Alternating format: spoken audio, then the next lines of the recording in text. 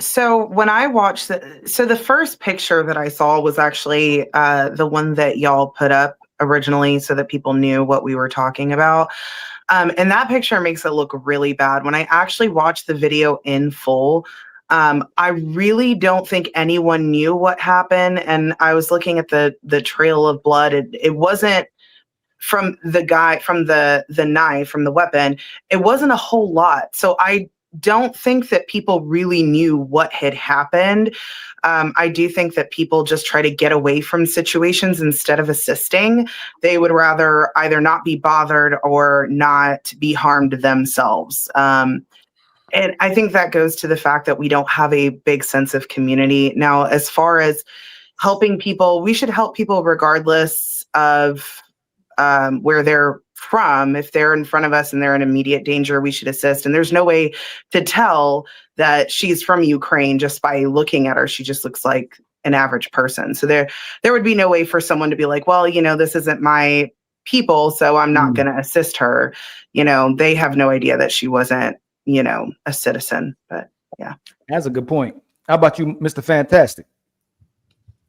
Yeah, man. In this context with that, yeah, I think it's I think Marte probably gave the best thing. Actual intervention during the fiasco, I can halfway understand, even though I think most people, if you saw somebody in the act of getting, assaulted or shot or stabbed or whatever, at the very least, of not physically intervening, bringing to people's attention. But most importantly, like you said, the aid after the fact, I think that was the problem. And what made it so crazy was it was two women that got up and left, right? A man had to come away from another train car, I believe, or way further up. Someone followed the blood trail from where he was bleeding to figure out what had happened to her. So she literally had people that had, I'm not going to say witnessed or understood what was going on, but they saw her bleeding, and instead of doing aid, they just ran off. Right. No, I agree with you. How about you, Dusty? Well, I guess I'll be the only one that thinks that what Marte said is completely bitch made. It doesn't matter what nationality somebody is, and it doesn't matter if you notice Marte said they didn't get anything. You can understand men not defending women because they don't get anything in return, which is the complete bitch made part of it. You defend somebody because it's the right thing to do because you're a man, right? Not because you expect them to give you a free pizza coupon to Domino's after or something. So I think that I didn't watch the video. I intentionally didn't watch it because I don't like rage bait content. But no, I think that answer is bitch made, and that you should help people mostly just because you're a person and that's the right thing to do. I don't think it needs to go any deeper than that. Before we get to Mr. Fatty, Marte, you like the rebuttal, man? Yeah, I'm going to rebuttal this. I was referring to the societal norm that we have in saying to obfuscate and go away from this societal norm. I was acknowledging that societally we have a norm to say, hey, I'm not going to help and go away from this. I was actually objecting to the societal norm. So when you say it's bitch made, it doesn't really. And I apologize for misunderstanding what you said. I thought you said the opposite of what you apparently did. I need you to listen next time I'm talking. Okay. Well, okay, now it's back in place. This is bitch made. Yeah, go ahead. Fatty, next. Well, a lot of love on the panel, boy. Go ahead, Fatty. So I have a song to sing to y'all, okay? I'm a real American, fight for the rights of every man.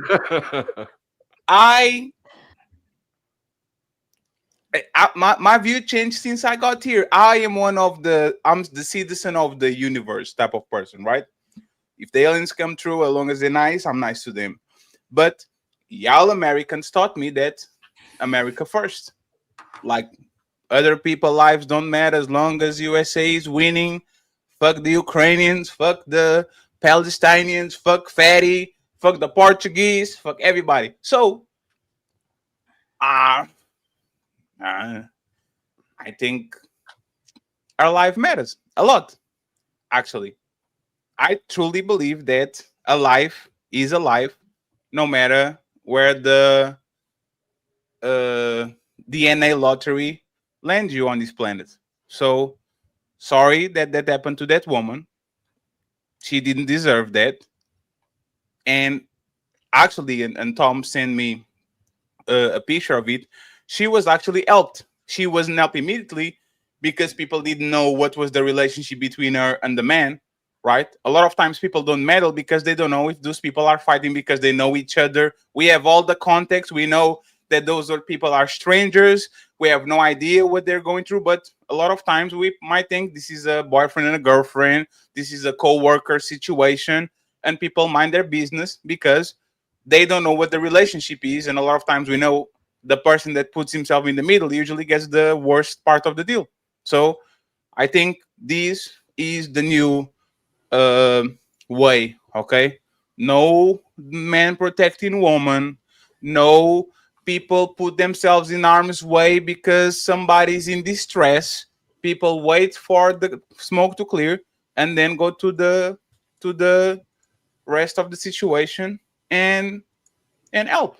So that's what happened, and unfortunately she passed away. But there's no more uh, white horses and all that. Actually, it still happens because that's our nature, but for the most part this is a new society where people mind their business, and there's nothing you can tell people. You can tell them that they're wrong because those people have a family to come home to. And if your husband or your wife lost their life because they tried to meddle in something they had no business in, and now you have some kids that don't have a parent because he tried to be a superhero, you would feel some type of way. So these people had families to come home to. They did what they needed to do. Can I It is put a what it is. hypothetical out there? Absolutely. What if those, what was it, 4 or 5 people sitting around her, I Yes. believe? Mhm. What if all, let's presume 5, okay? What if all 5 people, as soon as they saw her collapsing in that seat, stood up and went to her aid? And if that crazy man turned around and came back to say like, oh, no, you're going to let her, Yes. complete the process of dying. I'm trying to be mindful of my words here. And there were 5, let's see, I think 4 grown-ass men and 1 woman.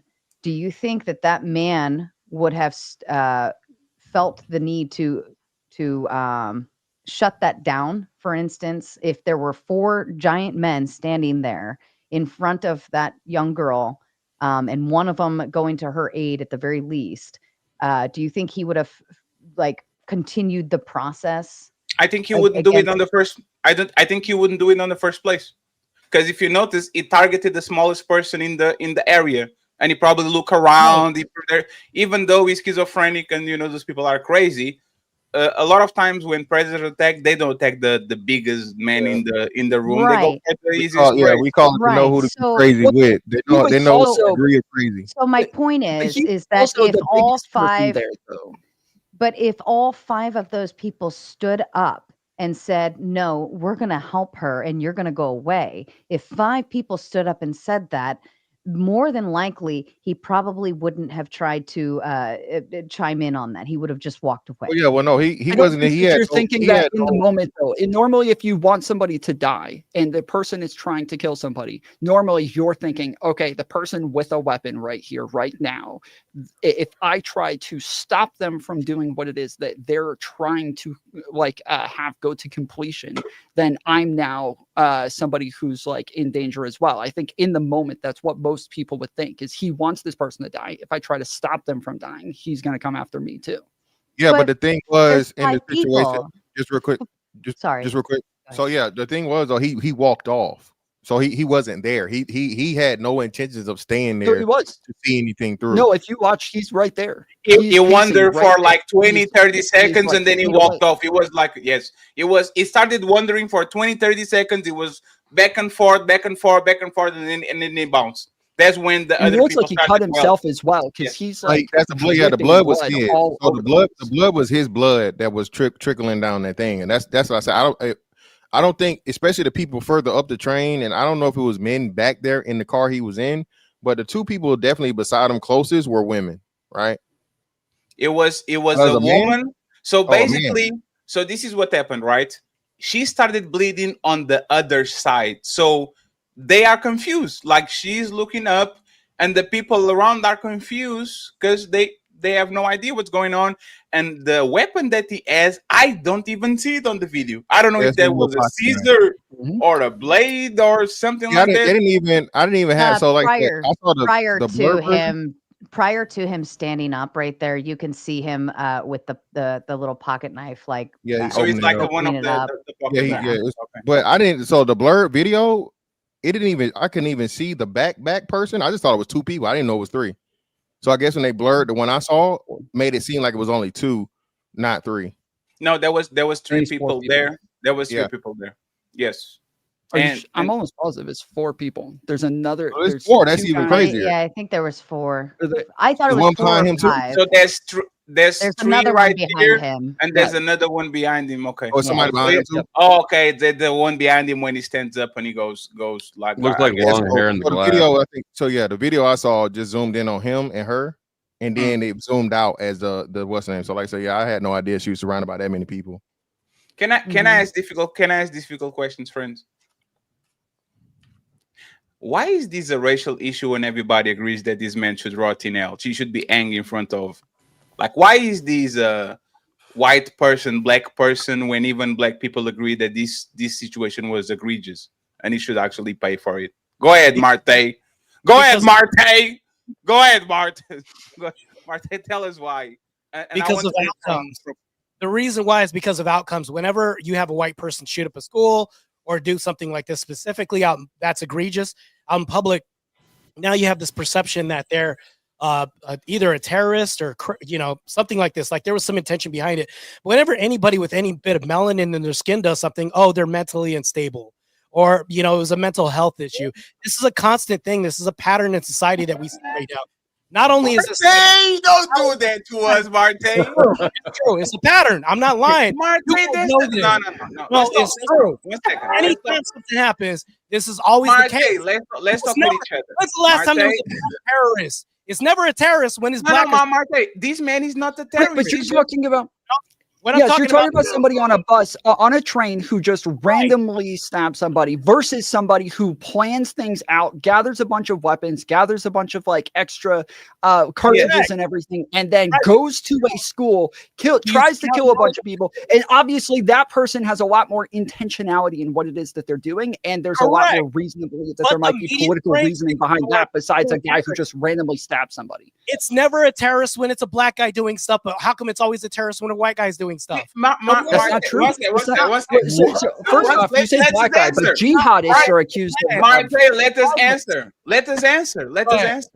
We are not terrorists. We are thugs, right?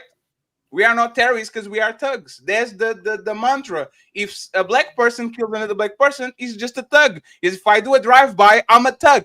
I'm not a terrorist because y'all don't categorize me as terrorism. Y'all don't do it. So the person is doing gang violence is not terrorism. Gang violence is different from terrorism because terrorism has to do with like political or ideological reasoning. It's like a political or religious. And so when it's gang violence, obviously it's just literally not terrorism. It's not related. But if a brown person does something, almost every single time a brown person does something, it is automatically assumed that it's terrorism because they're thought that they're jihadists or something like that as well. And Marte, Marte, 1 second before I respond. Marte, before you respond, can we be honest that that's a massive projection, sir?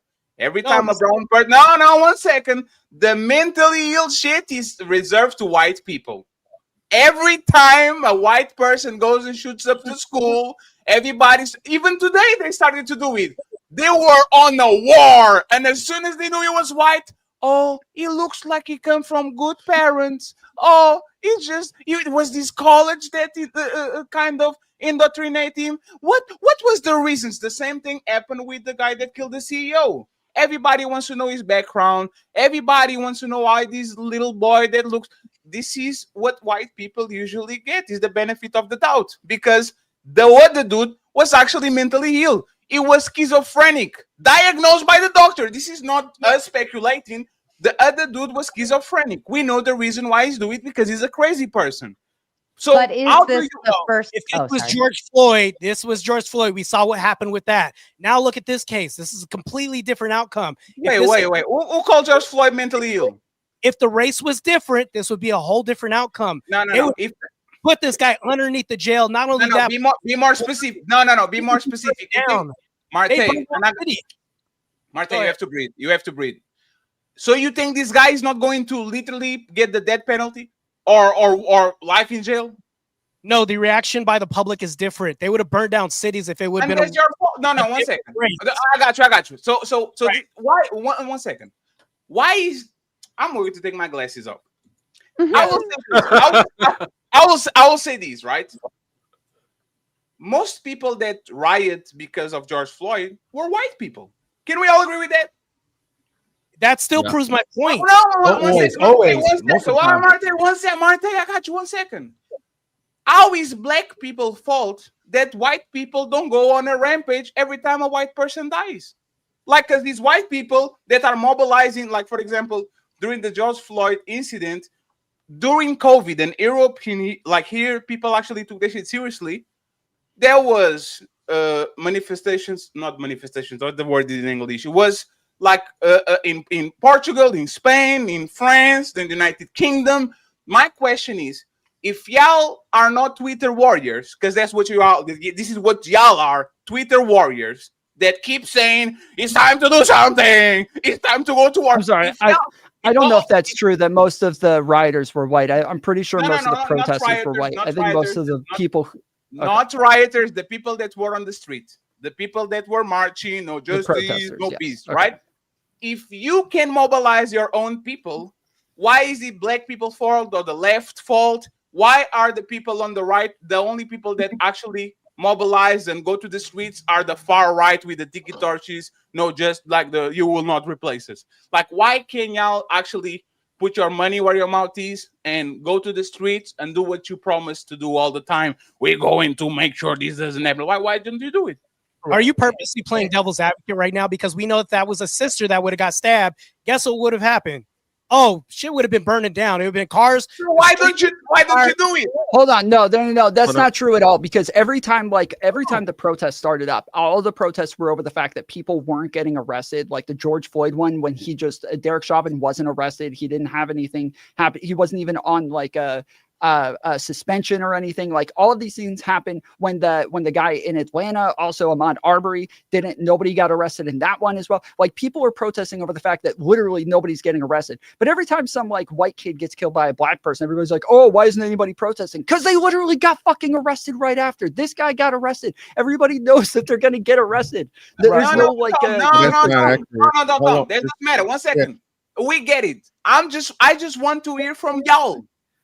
If you are on Twitter sitting like Venom, like you're drooling, oh, we're going to do something. Why isn't the right and half of the country, literally half of the country, the people that have more arms, the people that have more guns, the people that are actually involved, why are white people so loud on Twitter, on Reddit, on every social media? But for example, yesterday, somebody said, we are going to have a demonstration in Miami, White Lives Matter, and nobody show up. Like, why is this? Why can the right we all work.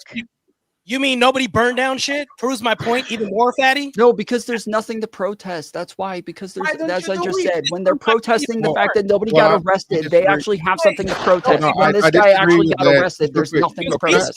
So can I counter? So just real quick, can I counter his point? That wasn't why they were rioting, bro. They didn't riot because nobody got arrested. They rioted because he got killed on camera, and they were so incensed. I said protesting, but no, they did protest because nobody got arrested. We're not talking about the protests. We're talking about the riots. So okay, I didn't make a comment about the riots. So I didn't make a comment about why they rioted. I said why they protested. Yeah, I got you. So no one minds the protests because the protests, like, peaceful protests, are cool and fine. Nobody loses anything. That was Maddie's point. Is why didn't they go out and protest that white lives matter? He didn't say why didn't anybody riot. Well, I think they tried that with the Carmelo Anthony thing, and I think white people just for the most part, it's too many of them that aren't on the fringe. So you have extremists on both ends and sides. The extremists that will be doing the fucking tiki torch shit, and the extremists that will be doing the leftist shit are just very, very few and far in between. So that's what I'm saying. The last time the right thing was the what was it, the Virginia thing, right? Have we had another right wing? And then on top of it, the right wings are the only ones gonna get fucking prosecuted. they locked up the Proud Boys. Proud Boys locked up. Well, there were more people who were there were a ton of people who were charged for the BLM riots, and they had longer convictions than average for anybody at January 6th. That look at the federal charges. They're federal. I can send you links as well. I'll put it in the private chat. There are the average time for convictions for BLM riots was much longer. The average time for people at January 6th, 3 months. Average. Well, Okay, did so- any of hold on, those so wait. people have? Did any of those people have prior issues, prior rap sheets? I don't know, prior- but that's the. prior- I don't know, but that's prior- the point, though, is that people like that Well, I would think matter. that is the But point, is Tom. You no, have yeah. to look at No, the no, J6 no, no, offenders are the point- like your average American. But not even that. Let's look at sheer numbers. So just compare it in comparison to hundreds of thousands of people, tens of thousands of people, to what, maybe 100 people. So is that fair? I mean, I promise you this: by 90% of the J6ers, even people that were in the vicinity, were fucking prosecuted and had to take plea deals and got fucking. They didn't. No, they guilty didn't. charges. There were almost 50,000 people there. There weren't even 2,000 arrests. What are you talking about? 50,000. Hold up, bro. 50,000 in the Capitol? Are you insane? No, on private property at the Capitol, breaking through barriers. Let's not be. Oh, I'm sorry. Fighting through barriers where cops Let's were not be standing and obtuse. being So part of the we're- mob that's beating the shit out of cops and grabbing them. Okay, so we know where you're coming totally from. different. Right? FYI, Yeah, we know we're where you're out of coming scope. from now. So great. So again, I'm gonna say this again, right? So let's say it was 50,000 people. I guess we're gonna count everybody that was at the fucking rally now as a J6er. But let's just do that. How Everybody many on people? private property is Hold part of a on. riot. How So many let- people? let me- Hold on. Fantastic. Let me clarify the numbers. 56 attended, 2,000 actually went to the Capitol. So that's Oh the wow, number. thank you. Inside. Thank you. 2,000, yeah, And I promise you this. 2,500. Yeah, Yes. inside. It wasn't 2,000 people that rushed the Capitol were inside the No, Capitol. Let's hold on. There were over let's 100,000 at the protest. 50,000 went onto private property and were rushing Everybody the was Capitol. already on private property, There was bro. more No, because they it was at weren't. the I fucking just said Capitol. 100,000 protesters. That means half of them were not on private property. Half of them were there because of peacefully because of protesting. the vicinity and because of the capacity of the fucking area. What are you talking about? Yeah, so A fantastic. minority of One violence. second. There- The you number- have no one idea second. what the fuck Hey, you're one talking about. sec- You one literally second, have no friend. fucking idea what you're Friend, talking one about. They second, literally friend. had zones for them to protest in. They had areas for them. There's videos of Alex Jones telling everybody to go back off of the private property because we are not violent. We are not like Antifa. So I can clarify.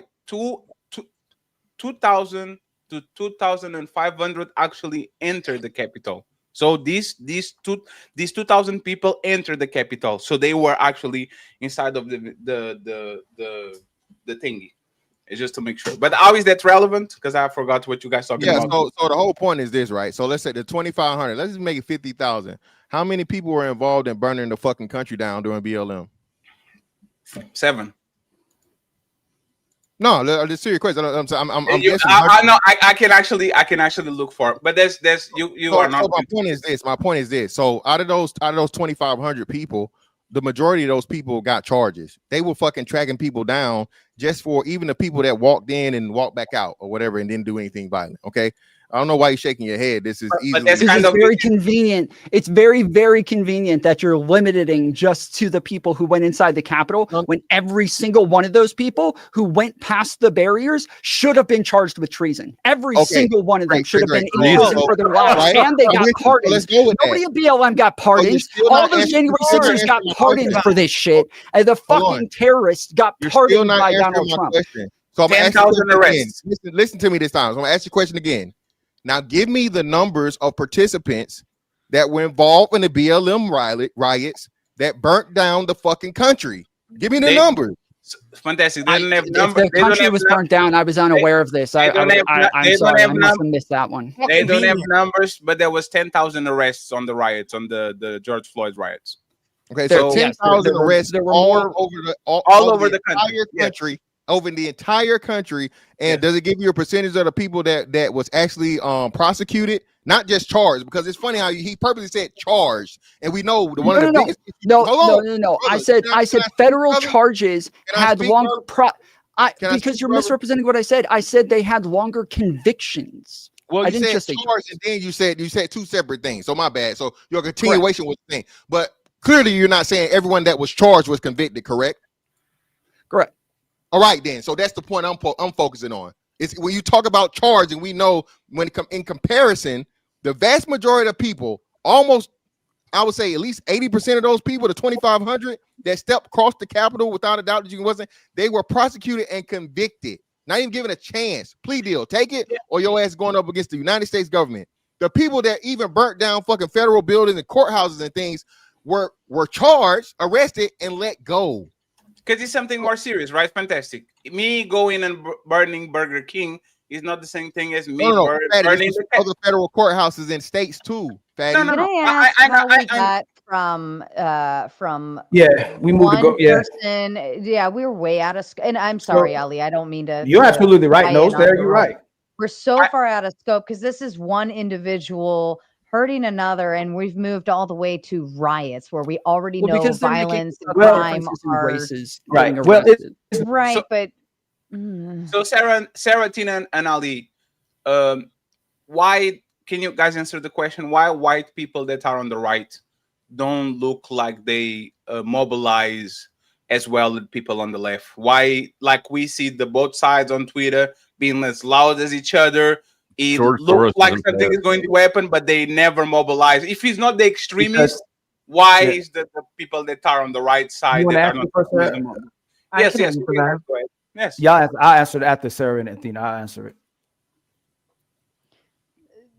Can you say? I'm sorry. Can you say that question one more time? Yes. Is why, like, we see every time something happens, the lefties and the liberals and the progressive, all of them run to the streets. No matter if it's one of them, is all of them, right? But then you see the right people, the people on the right, not the extremists, because the extremists mobilize well too. But the people on the right, they are very vocal. We are not going to take it anymore. Every time somebody on the right posts a tweet, there's 10,000 people say, yeah, and then they can mobilize each other to go to the streets and to do the same protest as the left. I answered this question earlier because we're at work. Oh, the lefties are unemployed? The thing of it is we have consequences. We have family, we have things that are on the line. We have our jobs, we have all of this stuff. And we're watching this live right now with the left who are posting, celebrating Charlie Kirk's death. I think it's absolutely disgusting, but they're posting this stuff and you see them actually losing their jobs, right? They have no mental capacity for the idea of there are future consequences for my actions, right? And we're watching that in live time happen right now. Whereas I would assume, just based on what I'm seeing and what I can observe from like people like me, so on and so forth, we have things that are at stake. We have our legacy, we have our children, we have our family, we have our jobs, we have our friends, our communities. We take that very seriously. We don't just throw shit out just to go like riot the streets and yell at people and hold signs up. We take that very seriously. So y'all are. If that's the case, then why are somebody on the right? So y'all, now a second, because I have to throw a shot back. So y'all are admitting that y'all are keyboard or warriors. Y'all talk shit on Reddit. No, yeah, you guys are going. No, what I'm saying is there are actual proper protocols and procedures to lobbying and getting things that you want to see happen. You want to see change. There's actual proper ways and channels to do that. Going and rioting in the streets and breaking shit and causing a ruckus and burning shit down and harming people is not the way to do it. Unless you're but that wasn't the dichotomy that was given. You gave it like going outside versus having a job, and one side is currently calling for war and saying that it's time for war, and it's all of the largest content creators all across the right. Whereas every time we get an example of somebody on the left, it's some like 15-year-old TikToker who's celebrating Charlie Kirk's death, but there's no like big content creators or big name. There's no big what's the view say? Representatives of the left who are doing this, but the representatives on the right are all across the board calling for fucking war. Didn't they fire somebody at NBC for insensitive comments? Yes, and Steven Crowder literally said the same exact thing the next day. Yes, it's a norm on the right, whereas on the left they fire people for that. Whereas on the right, that's what's expected. So I'm confused. they made a compilation of 300 and something accounts, like accounts with big followings, saying we're not going to take it. We have to fight. This is Elon war. Musk is on there too. Yeah, and this is what happened, right? Like the tweets happen. It looks like the civil war is going to happen, and then is instead of it, like it's not happening. I'm Well, glad that that it's happened not nonetheless. happening. I'm glad that it's not happening because I actually agree with Sarah, right? People will be hypocrites if they were against the BLM riots and then went ahead and break and do everything. But why the talk is so heavy and then it's pew pew is like a what is the water guns? What is the Super water soaker. gun? Super soaker. Ooh, Right. you know what? If we just had a So- big water gun fight, we could solve all the or pillow fight. We could solve Yes, all these issues no, like right and now. the woman shouldn't wear no bras while we do that. And white t-shirts, no bras. and White problem t-shirt, let's solved. go, Sarah. Everybody gets along just fine. Did we I just solve civil unrest? I'm Titties. totally in for it. Titties will help like both sides will hug and will say that way. This is no I like the way Yay, Sarah titties for thinks. the Both sides win. like titties. The men on the right and the women on the left. Everybody likes titties. There you go. Titty saves lives. until the trends show up. Athena and And Ilkan. then Ali. Okay, But- so Okay. there was a study that actually showed that Democrats and liberals are more likely to be on prescription medications. They're more likely to need therapy. So I think there's a lot of mental illness on the left. And I think that's a big reason why they go out and riot. I really think the left is mentally ill. And Or I it's also more want to likely add, that they're the left also is more willing to likely, get help for I'm it. in the middle of talking. I also want to add that whenever, like what you said, Sarah, like we're doing things. A lot of Democrats and liberals, they receive the most benefits like SNAP and all these other benefits because they're not working. And idle hands are the work of the devil. You have people who aren't working, who are mentally ill. What do you expect? They're going to go out and fuck shit up. So it's more so about the dehumanizing of certain people and the lack of justice. Like I can use a particular instance, like Tamir Rice. If a 12-year-old white kid, cops pulled up on a 12-year-old white kid and he was shot, that'd be a big issue in society, and that kid typically would get justice. If you look at Tamir Rice, who was 12 years old and got shot as a child, he didn't get justice. He was dehumanized as well too. If you look at in 1955 when Emmett Till was brutalized by a mass of men for supposedly whistling at a white woman, but the white woman later confessed that that never happened. She lied on him. He still didn't get justice. You look at the history of this country where even children were brutalized by this country. White children were being fed to alligators. Whether if y'all know history or not, they were being fed to alligators. You can Google it. They even had stamps where they would put babies being fed to alligators on stamps historically. So if I can name Eric Garner, I can name Philandro Castro, I can name Sarah Bland, I can name Trayvon Martin, 17-year-old. If you reverse the roles, they'd want that they'd get justice for that white child, 17-year-old white child, if a black man committed murder on him. But I want to ask y'all this, if y'all don't believe that as well. Can you name the five or 10 white men who are unjustifiably committed a crime against, or that police committed brutality against as well too, if y'all saying it's the same both ways? Because most of the time when people are rioting,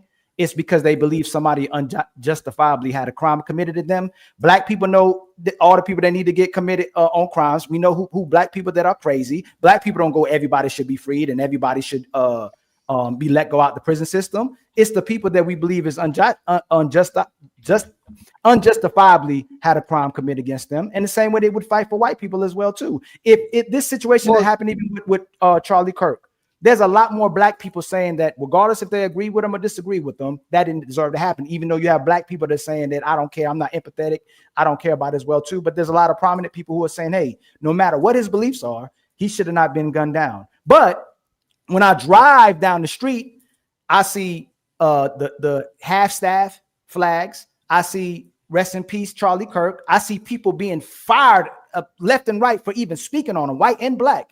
When you have a black person that gets unjustifiably murdered, people don't do the same thing. It's double standard. So no matter what we're saying, if you want to say it has nothing to do with race, it has nothing to do with culture or background, the fact that that the Ukrainian woman that's sitting on the bus and we don't know her race, and that black man did what he did, we could say, black, if you want to use it, nobody reacted. We can say that we are being desensitized to each other. We're liking each other less. And a lot of times people will talk more to feel good about what's happening in their life rather than taking action for everybody that's human. So we got to be honest about what's happening in our society. Well, just to be clear, white people are more often, there are way more white people who are unjustly shot by cops, but it is disproportionate for black people. But the number for white people is much, much higher. It happens often. It's just that it doesn't get into the news because it's right.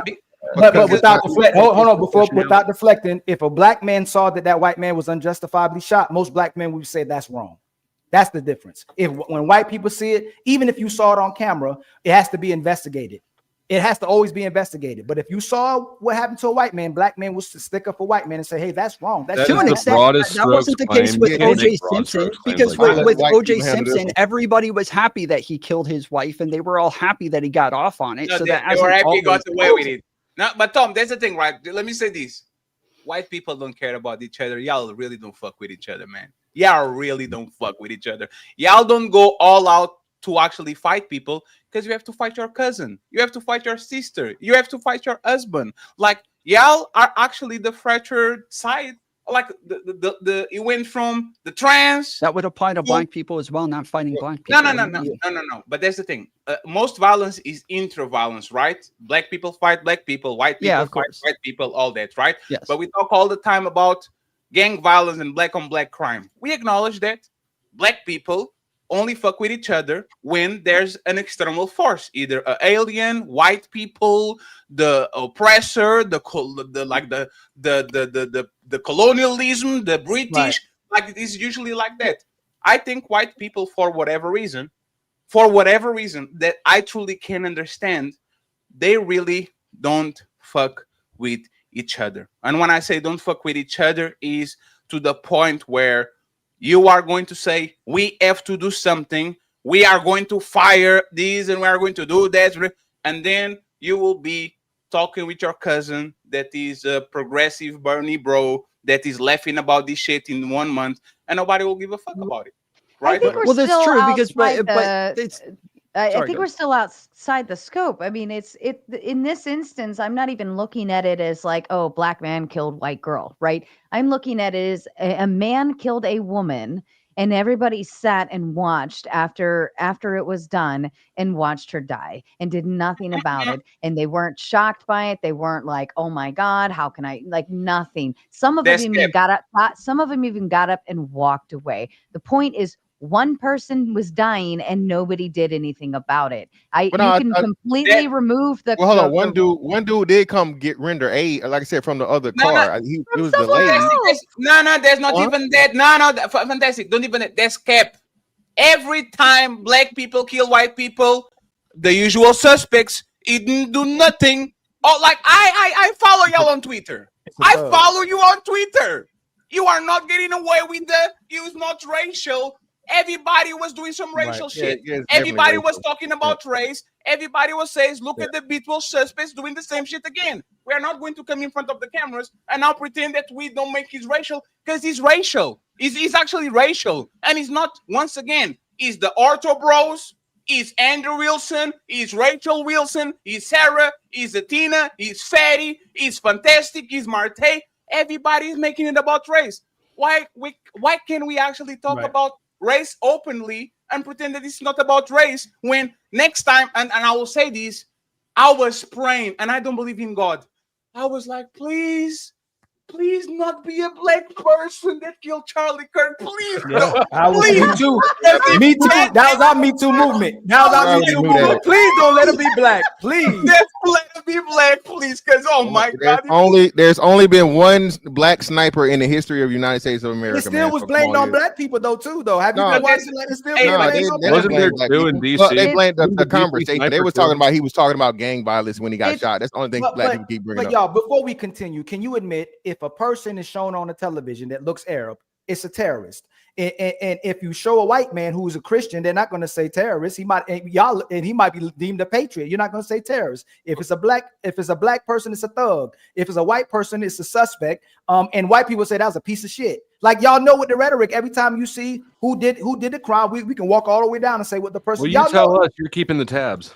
Yeah, well, You know, let me- so no, Dusty, white are you people- telling me, wait, Dusty, hold- honestly, if an Arab commits a crime right now, blows up a church, will he be referred to as a terrorist? I'm asking you. It depends on what you're listening to. There's always going to be people racializing things. There's always going to be people trying to make it something bigger than it is or what it's Right. not. I think agree. that there. I Well, think no, the but only white racial people are component of this situation, disproportionately. the Hold only on, racial Tom, component of hold on, this situation is what the guy said. The guy was racially motivated when he killed her. Now, Right, that doesn't necessarily mean that I think the whole situation is representative of America or that we need to make it a bigger racial incident than just the context in which it is racial. No, Obviously. what I'm asking is, if an Arab does blow up the church, most time he's going to be referred to as a terrorist. But If he's most, blowing up a church, probably is a terrorist. let me finish. Well, to be consistent, majority of the white Americans or Americans are Christian as well too. So black and white people should be deemed terrorists when they commit crimes, because a lot of us are terrorists. If they blow up a mosque, do it- they're probably a hold on. terrorist. Come on, hey Dusty, they only do it as propaganda to make Arabs look a certain type of way. Then you got to be consistent and say the white terrorist Christian committed a crime today. The How black do you know terrorist what's propaganda and what's not? by how it's deemed. If I'm referring, if a white kid is looked as a teen and a black kid is still looked as a thug, it's propaganda. Can you find me an example of a white person blowing up a mosque and them not referring to him as a terrorist? Let me actually help you. Remember that kid that got McDonald's after he shot up a school? Like they stopped to go in McDonald's to get him the something church. to It eat? wasn't a school. but I'm looking for It was a church, right? Yeah, Let's just say this. If it was a person that looked like Ali, they look like now. Before the show, I was saying that he, like with his beard now, the TSA loves him. Probably going to take your shoes, right? But if it was a person like that looked like Ilkan Ali, that person not stopping at McDonald's. You are the terrorist. You are enemy number one. There was a part, even with the COVID shit. Black people were fucking up Asians left and right. Like there's a lot of racial hatred in this on your side. And I live in Portugal. You know, Portuguese people did some massive atrocities, right? And there's still racial tension between white people and black people in Portugal from both sides, right? So I think we are being dishonest for the simple fact that people are looking for excuses to fight. Everybody here saw yesterday people saying, I think he's a trans. Oh shit.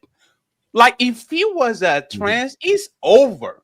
Like this is going to escalate to a level that is not just we just talking on panels anymore. It's going to be some violence in the streets. And this is why I said I pray he's not a black person, because we know that we are one incident away from white men that are very fed up because they can't say the N-word and they get fired and they get canceled because they're saying something that is extra racist. We know there's a lot of them that are mad. Right. Since and this is I'm going to wrap it up with this, right?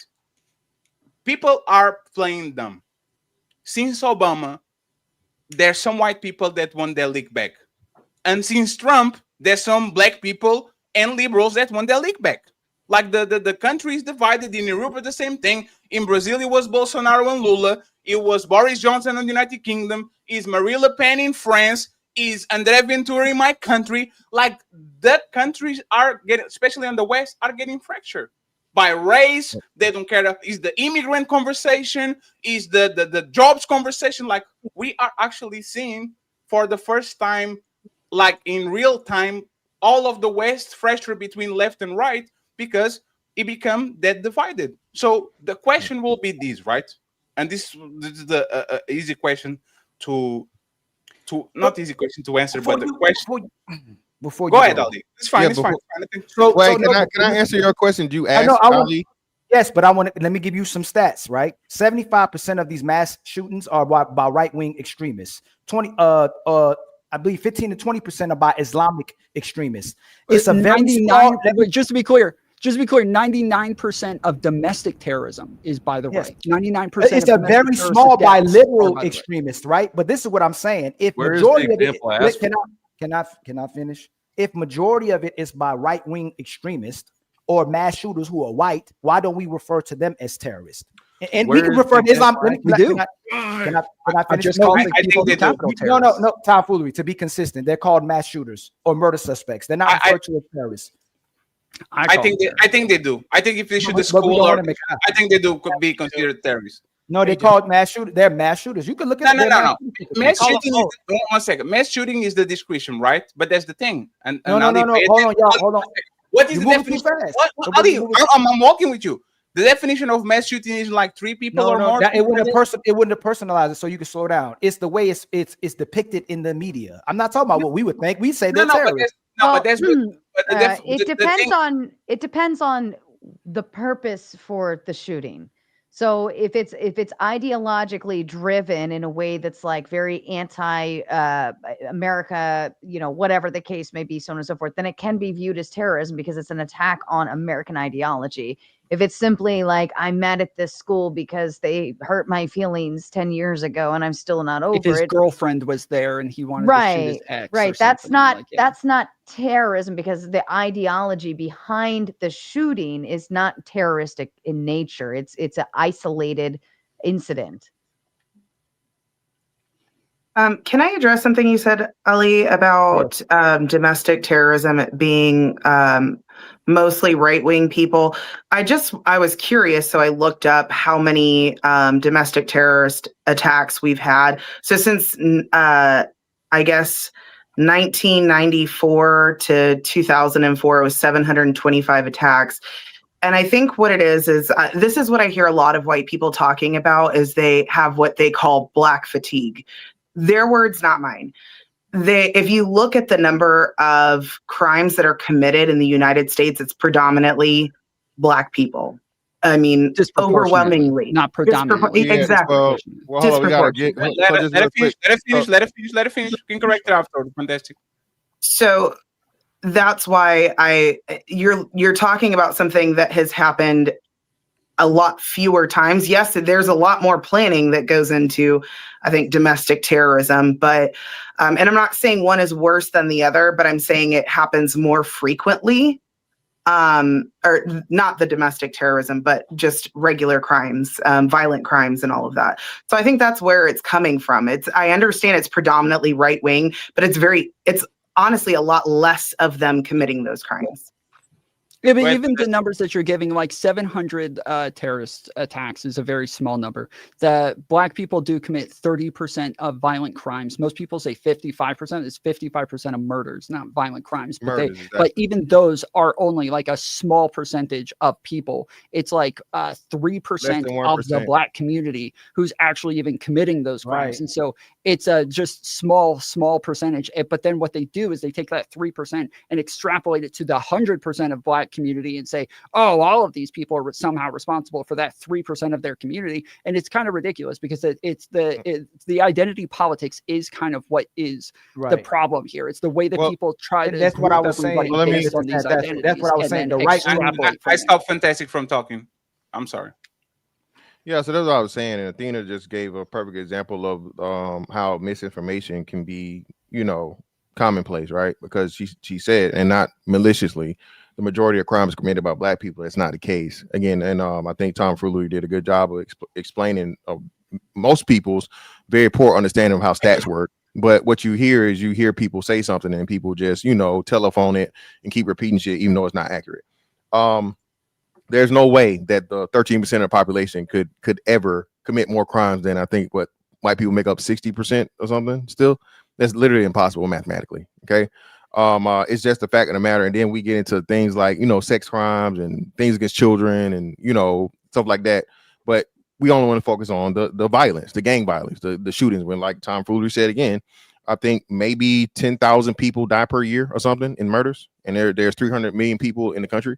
So again, I'm not saying that it's a horrible thing, but we're realists, right? There's never going to be a world where there's no dying, there's no killing, there's no evil people.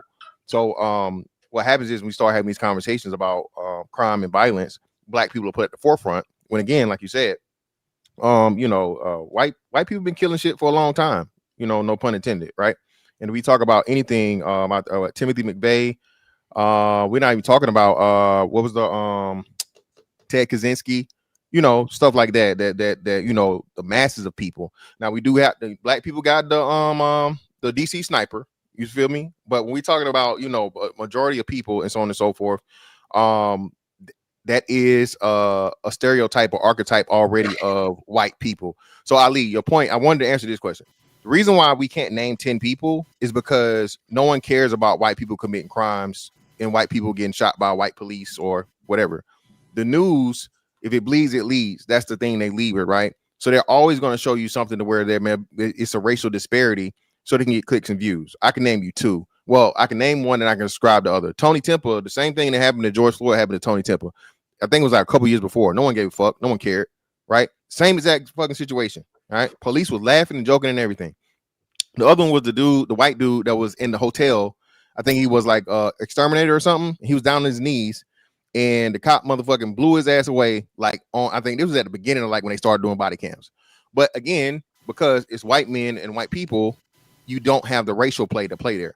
So I think when we do this thing, it's black people are being manipulated by the media, right? And this is why we think it's this thing. All white people are racist. All cops are bad. Cops save more people than they kill. You feel me? There are literally millions of police interactions, per year. And, if you got millions of interactions with police officers, right?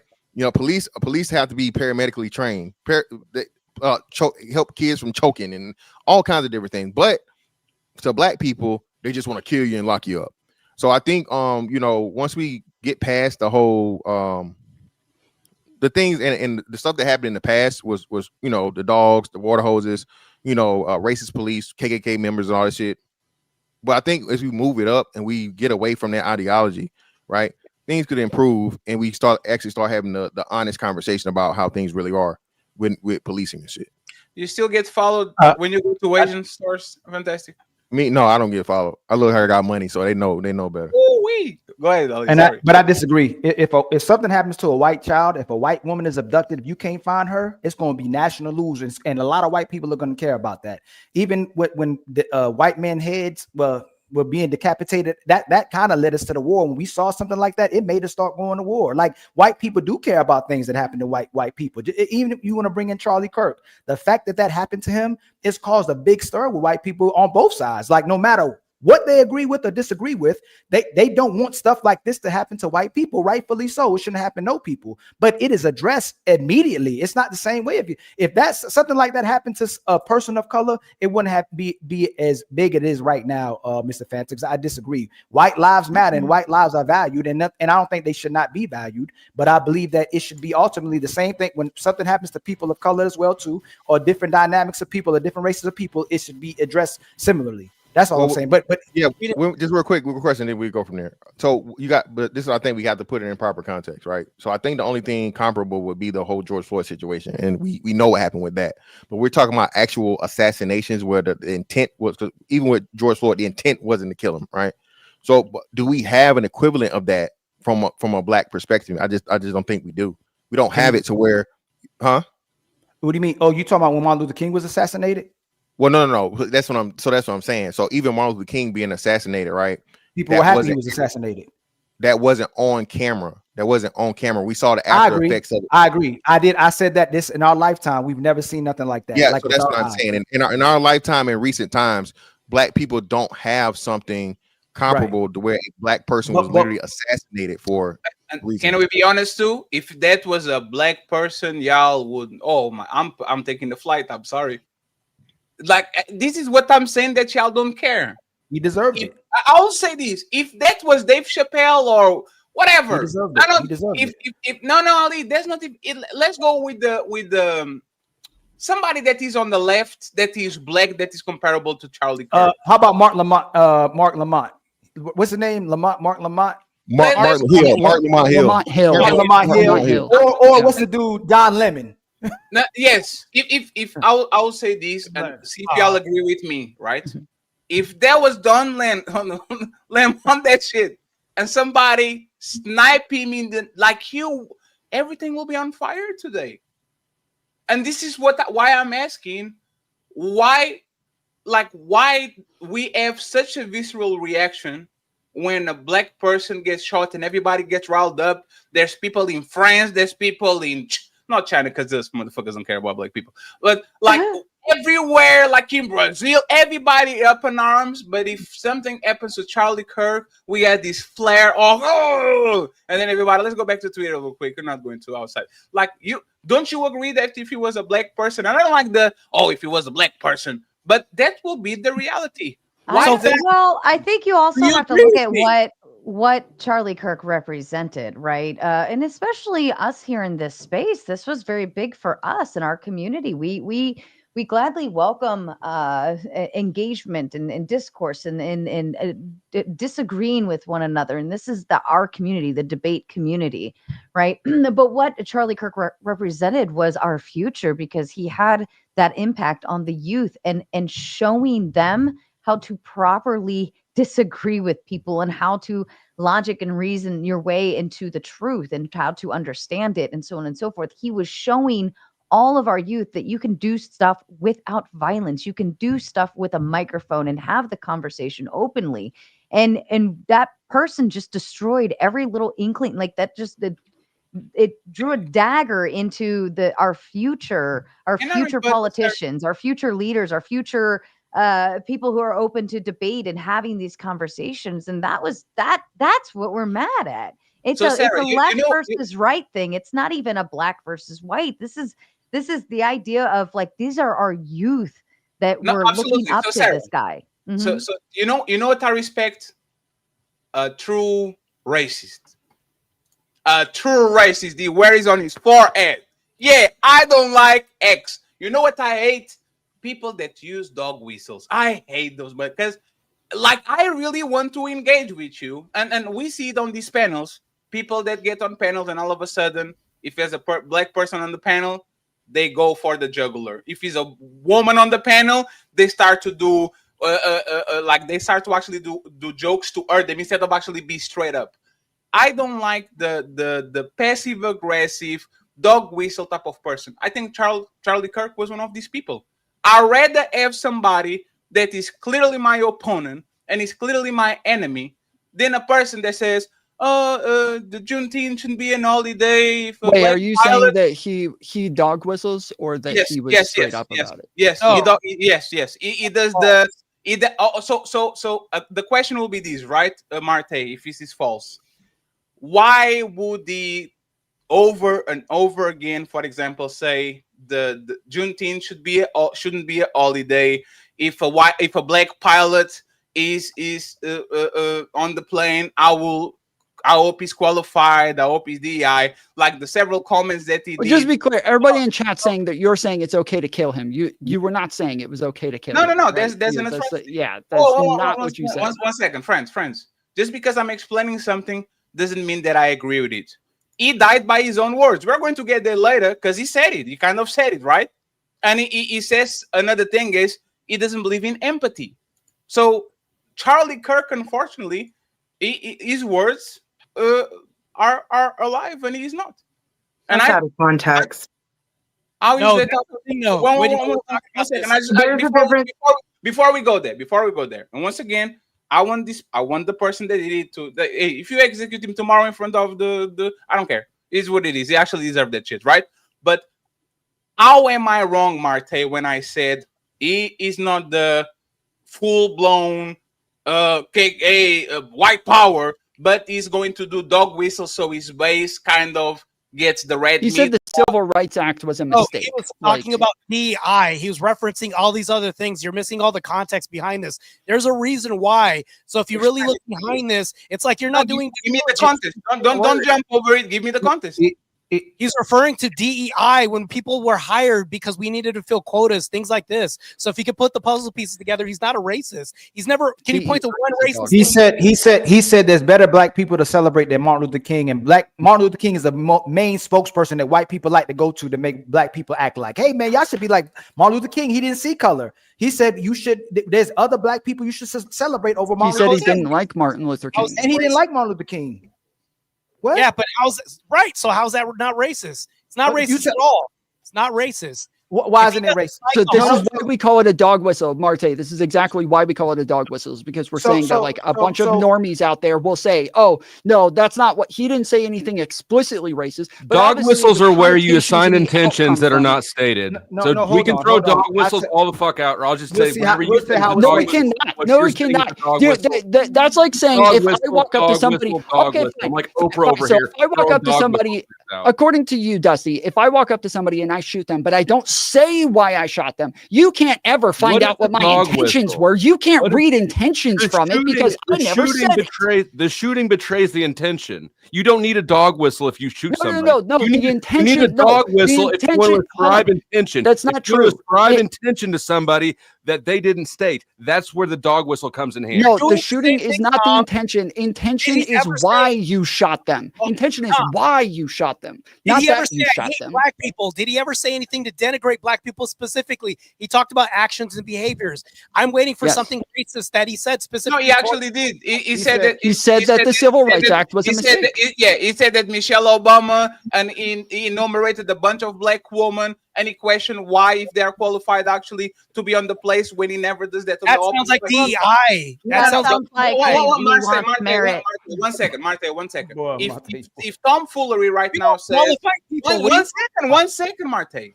If tomfoolery comes around and he says, I don't know if Patty Red, Fatty, Mr. Fantastic, Marte, and Ali are qualified to be on this panel. This might be a DEI panel. This is a dog whistle. This is a little racist dog whistle, because why are you not questioning Sarah? Why are you not questioning Latina? Why are you not questioning both states? Why not ask him why he chose the people he chose? He literally listed a bunch of Democrat and liberal women. Obviously, he's going to oppose them. It's not because of their race. Like, come on, you know his views. You're like, that's ridiculous.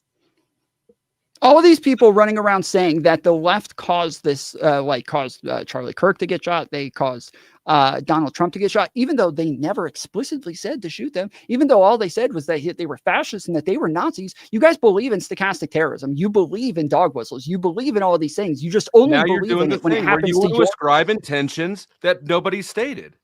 Yes, I've said that over and over. Yes, of course. No doubt. And I'm saying that they ascribe those intentions as well. Shit, Tom. You want to ascribe intentions to people that they don't have, they never claimed, but you feel entitled to fucking court. Literally everybody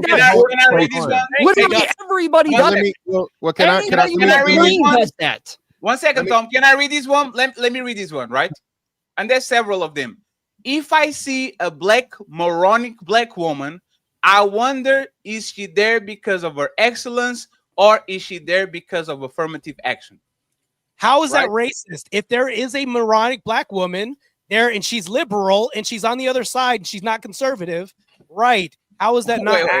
There's a Mr. Fantastic reach. He works closely with Candace Owens. Like, what are you talking about? I have a black friend. He has black friends, guys. I have a black friend. It's beyond just friendship. Okay, y'all know we are all content creators. We say things that might seem inflammatory to open the discussion. We all do this. And if anyone says that they don't, they're fucking bullshitting. So you gotta be every last one of you. You gotta be consistent, right? Can we admit nepotism exists and there's white people that's unqualified that has massive positions in throughout America that doesn't question? Yeah, nepotism isn't exclusive to white people. Let me land. Yeah.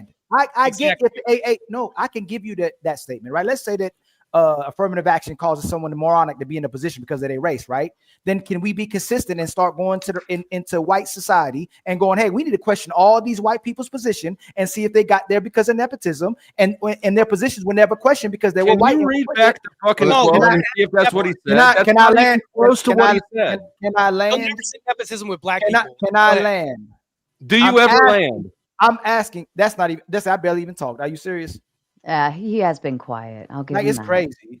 If you're gonna do it, we're not. Well, how about this? We can even concede to you. Let's say a moronic black person is put in a position because they're color. It's consistent if white people are treating white people the same way. Hey man, is he qualified to be in that position? For instance, when Trump was talking about the judges, right, a Hispanic judge, hey, we can't put him in that position because he's Hispanic. He might wrongfully judge. We don't do that with white people. Hey man, we need to see who will be the judge and see if they're going to rightfully judge. Yes, about a Mexican judge. Remember when he was trying to appoint a Mexican judge who was going to get appointed? He didn't want the Mexican judge to be a judge because he was Mexican. He may wrongfully judge because he's Mexican. I don't recall that, hold but on. He was Was it ruling Well, over you a also, case I about think Mexicans. also, could He was, you, well, could just to be you, clear, he was specifically ruling for ICE, though? about Would- he was ruling over a case about a Mexican like a org, Hold on. and he was saying that he thought he was going to be biased in favor of them because he was Mexican. So Yes. It's insulting, but it's not racist. But it's his a name is it's a Gonzalo. decent assumption. His For name is example, Gonzalo Curiel. 74% of white students read at a grade level above compared to 19% of black students. You can look this up on Google. What How does is that he have not? to do with the things like topic, Marte? How we get to So reading, what does bro? it have to do with the topic, Marte? I'm I just have no telling you. idea. Foolery, that sounded like a dog whistle to me. And you know what's funny, Marte? Listen to this. No, And no. one second. And you actually saying that there's not racist, right? There's It's a not- fact because it's the stat. What Right, Char- he is stat. what No, Charlie no. did was what he did was an opinion. It's an opinion. And you know what's funny? This is what I do with people that do dog whistles, right? On the first one, I give him the benefit of the doubt. On the second one, I kind of, when you do the seventh one, there's a pattern there. So The pattern are is you're not going- speculating. The pattern is, and I have the right. And I have the right to. Hey.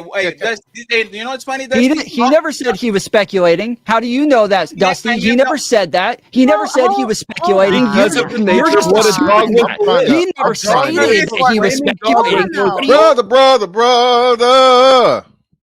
Exactly. I am. Hold It's on, my though, opinion. Fatty. It's my You opinion. do this all the time when you talk about women and dating. You sit there and you spit out all of these statistics and blah, blah, blah, blah, blah, Yes. blah. Would somebody come in and be like, you're sexist? And then you're like, no, I'm just giving you the facts. These are the majority, the this, the that. Can you deny that? Sarah, no, And no, that's no, exactly what the Let me- same thing is in this. Let me defend myself, right? Charlie Kirk said that he was against the civil rights. I want women to vote. I want women to be astronauts, presidents, hookers. I am not trying to restrict anything about women. Charlie Kirk said that actually blacks were better on the 40s during Jim Crow when people were getting lynched. There was picnics. Like I'm not telling women were better in the 30s. I literally what I do is I separate both. Just because you are a bad wife doesn't mean that you are a bad woman. You might be a scientist. You might be a judge. You might be a teacher. You might be a great educator and still on the other side be a bitch as a wife. So when we're talking about relationships, I never say, ladies, go back to the kitchen. And I will say something. I will say Fuck up something. that straw man. That, Yeah, Fatty, but you're let missing me- the point. You're let me missing say- the let me point just- altogether. Wait, what? Let me Yeah, just you let me just missed the whole point, Fatty. No, Yeah, no, let no, me- no, no, yeah. no. I'm not, Vanessa, Fatty, I'm not before- saying Vanessa, that before you go. say women can't vote or do this. I'm saying you throw statistics around like it's your job when it comes to your points. No, but it's when fine. we're utilizing them in this case, you're like, well, but that, and then you go No, and that's fair. speculate. So, well, Sarah, that makes But this, it and that is makes about that. the intent. Friends, Statistics. one second, Well, friends. Hey, one second, friends. 1 second. I told you the worst things Charlie Kirk said about black people, right? What was the worst thing I said about women?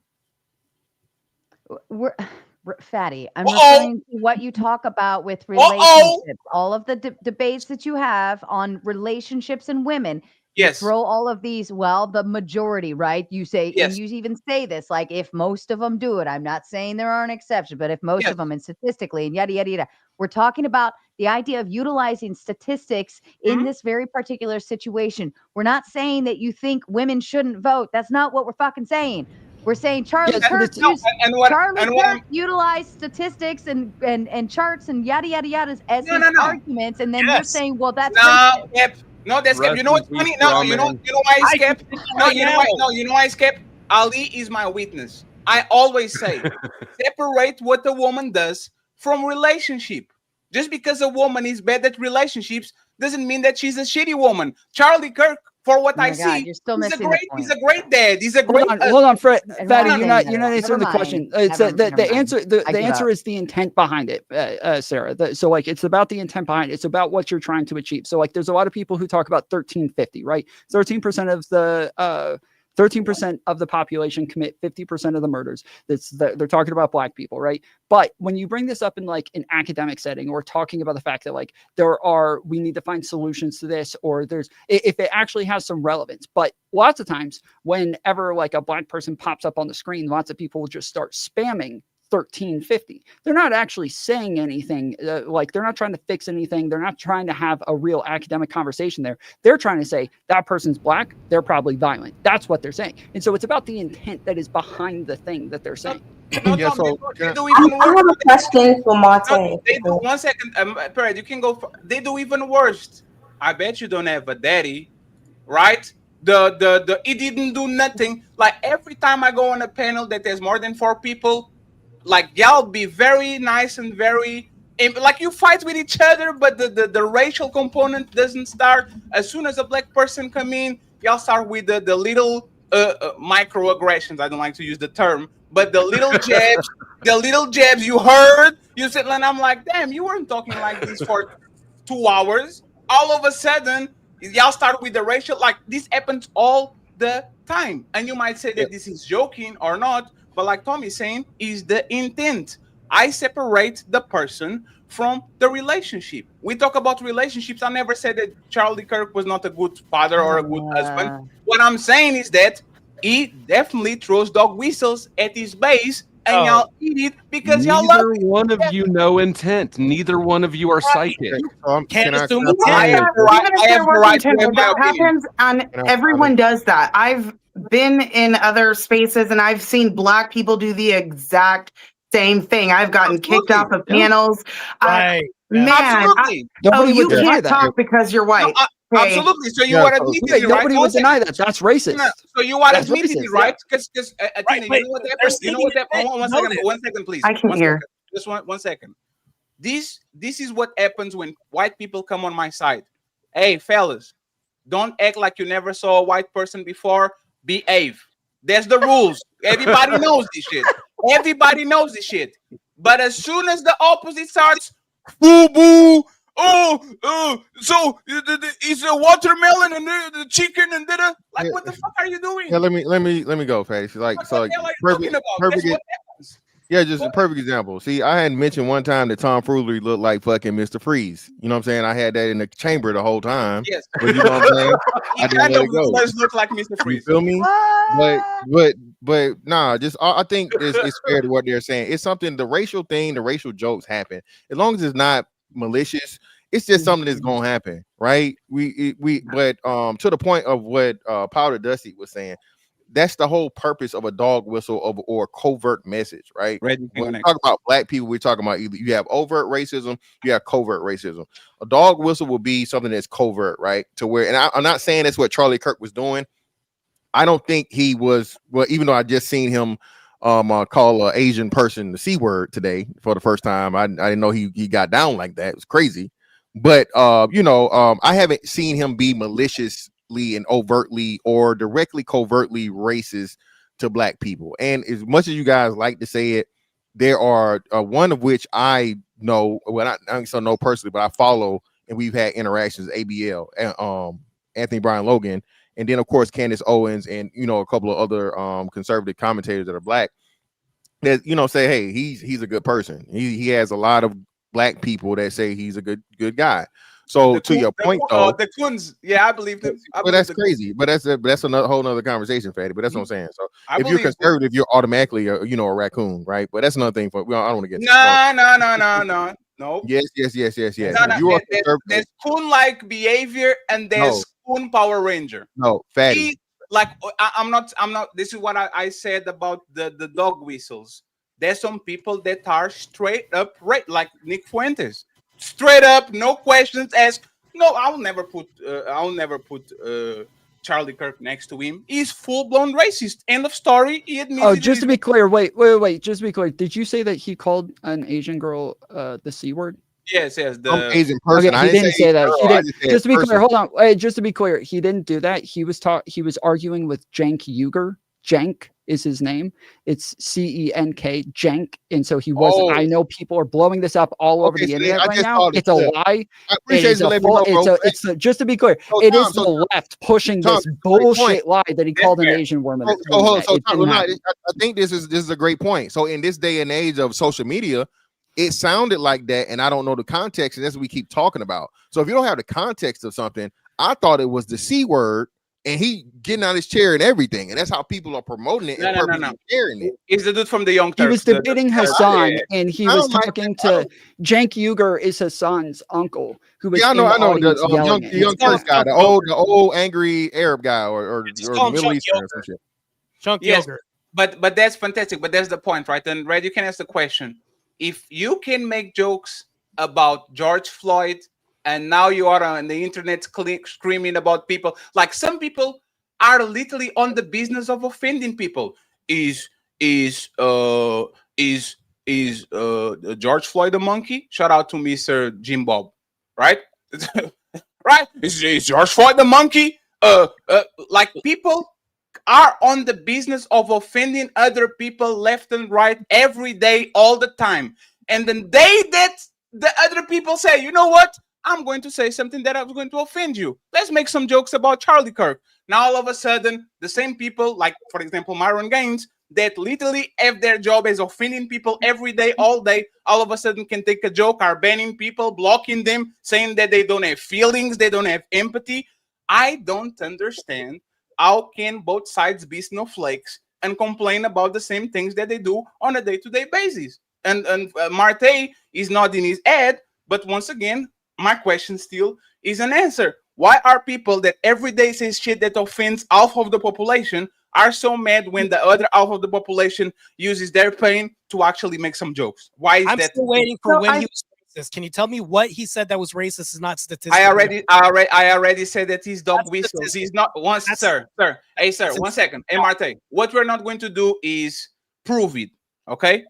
Right? This is not a debate. Because you can't. Oh, because he was but that's the point. But that's the point. That's racist. No, but that's the point. Right. Hey, no, Marte. If I say to Athena, hey, Athena, are you streaming from a kitchen? Are you streaming from a microwave? This is a sexist dog whistle.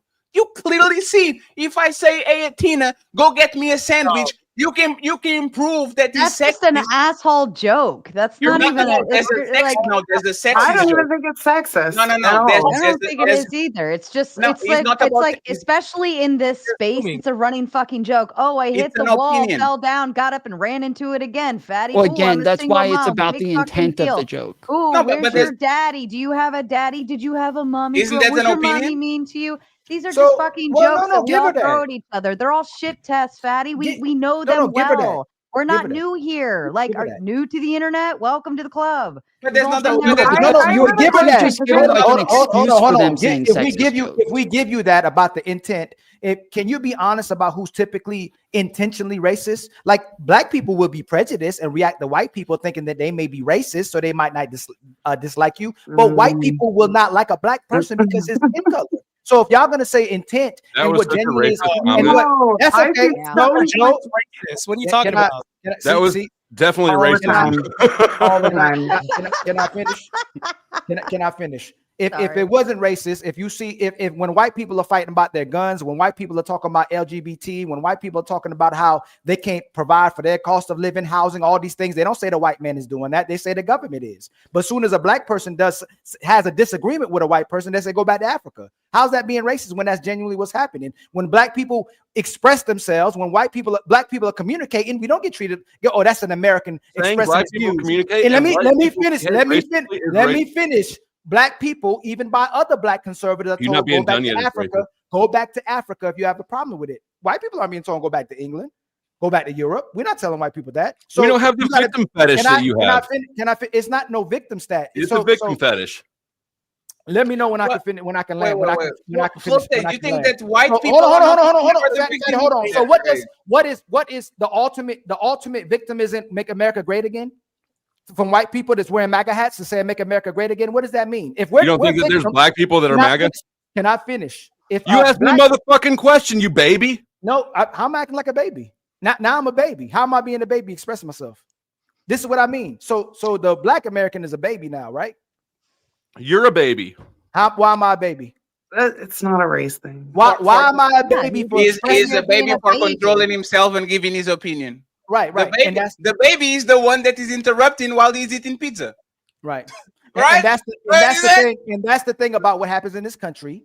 Liberals and conservatives hate each other. Democrats and Republicans hate each other until it's time to hate a person of color, and then everybody comes together until they use those people of color to help to hate foreign people. Then black people will come together. But the problem is when black people express themselves from a cultural standpoint, they're told to go back to a different country where the black person that may be supposedly conservative, fantastic, I'm conservative, but I can address what's happening to black people at the same time without being anti-white. But a lot of black people who are prominent now do speak on the narrative that white people are pushing, and that's why they gain fame.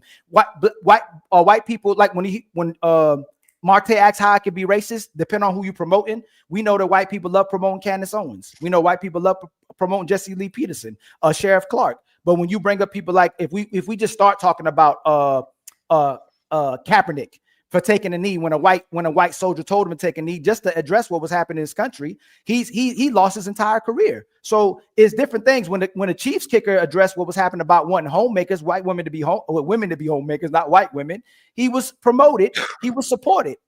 So when a black person expresses himself, he's demonized, dehumanized, and told go back to Africa. When a white man expresses himself, he's American. He's a human being.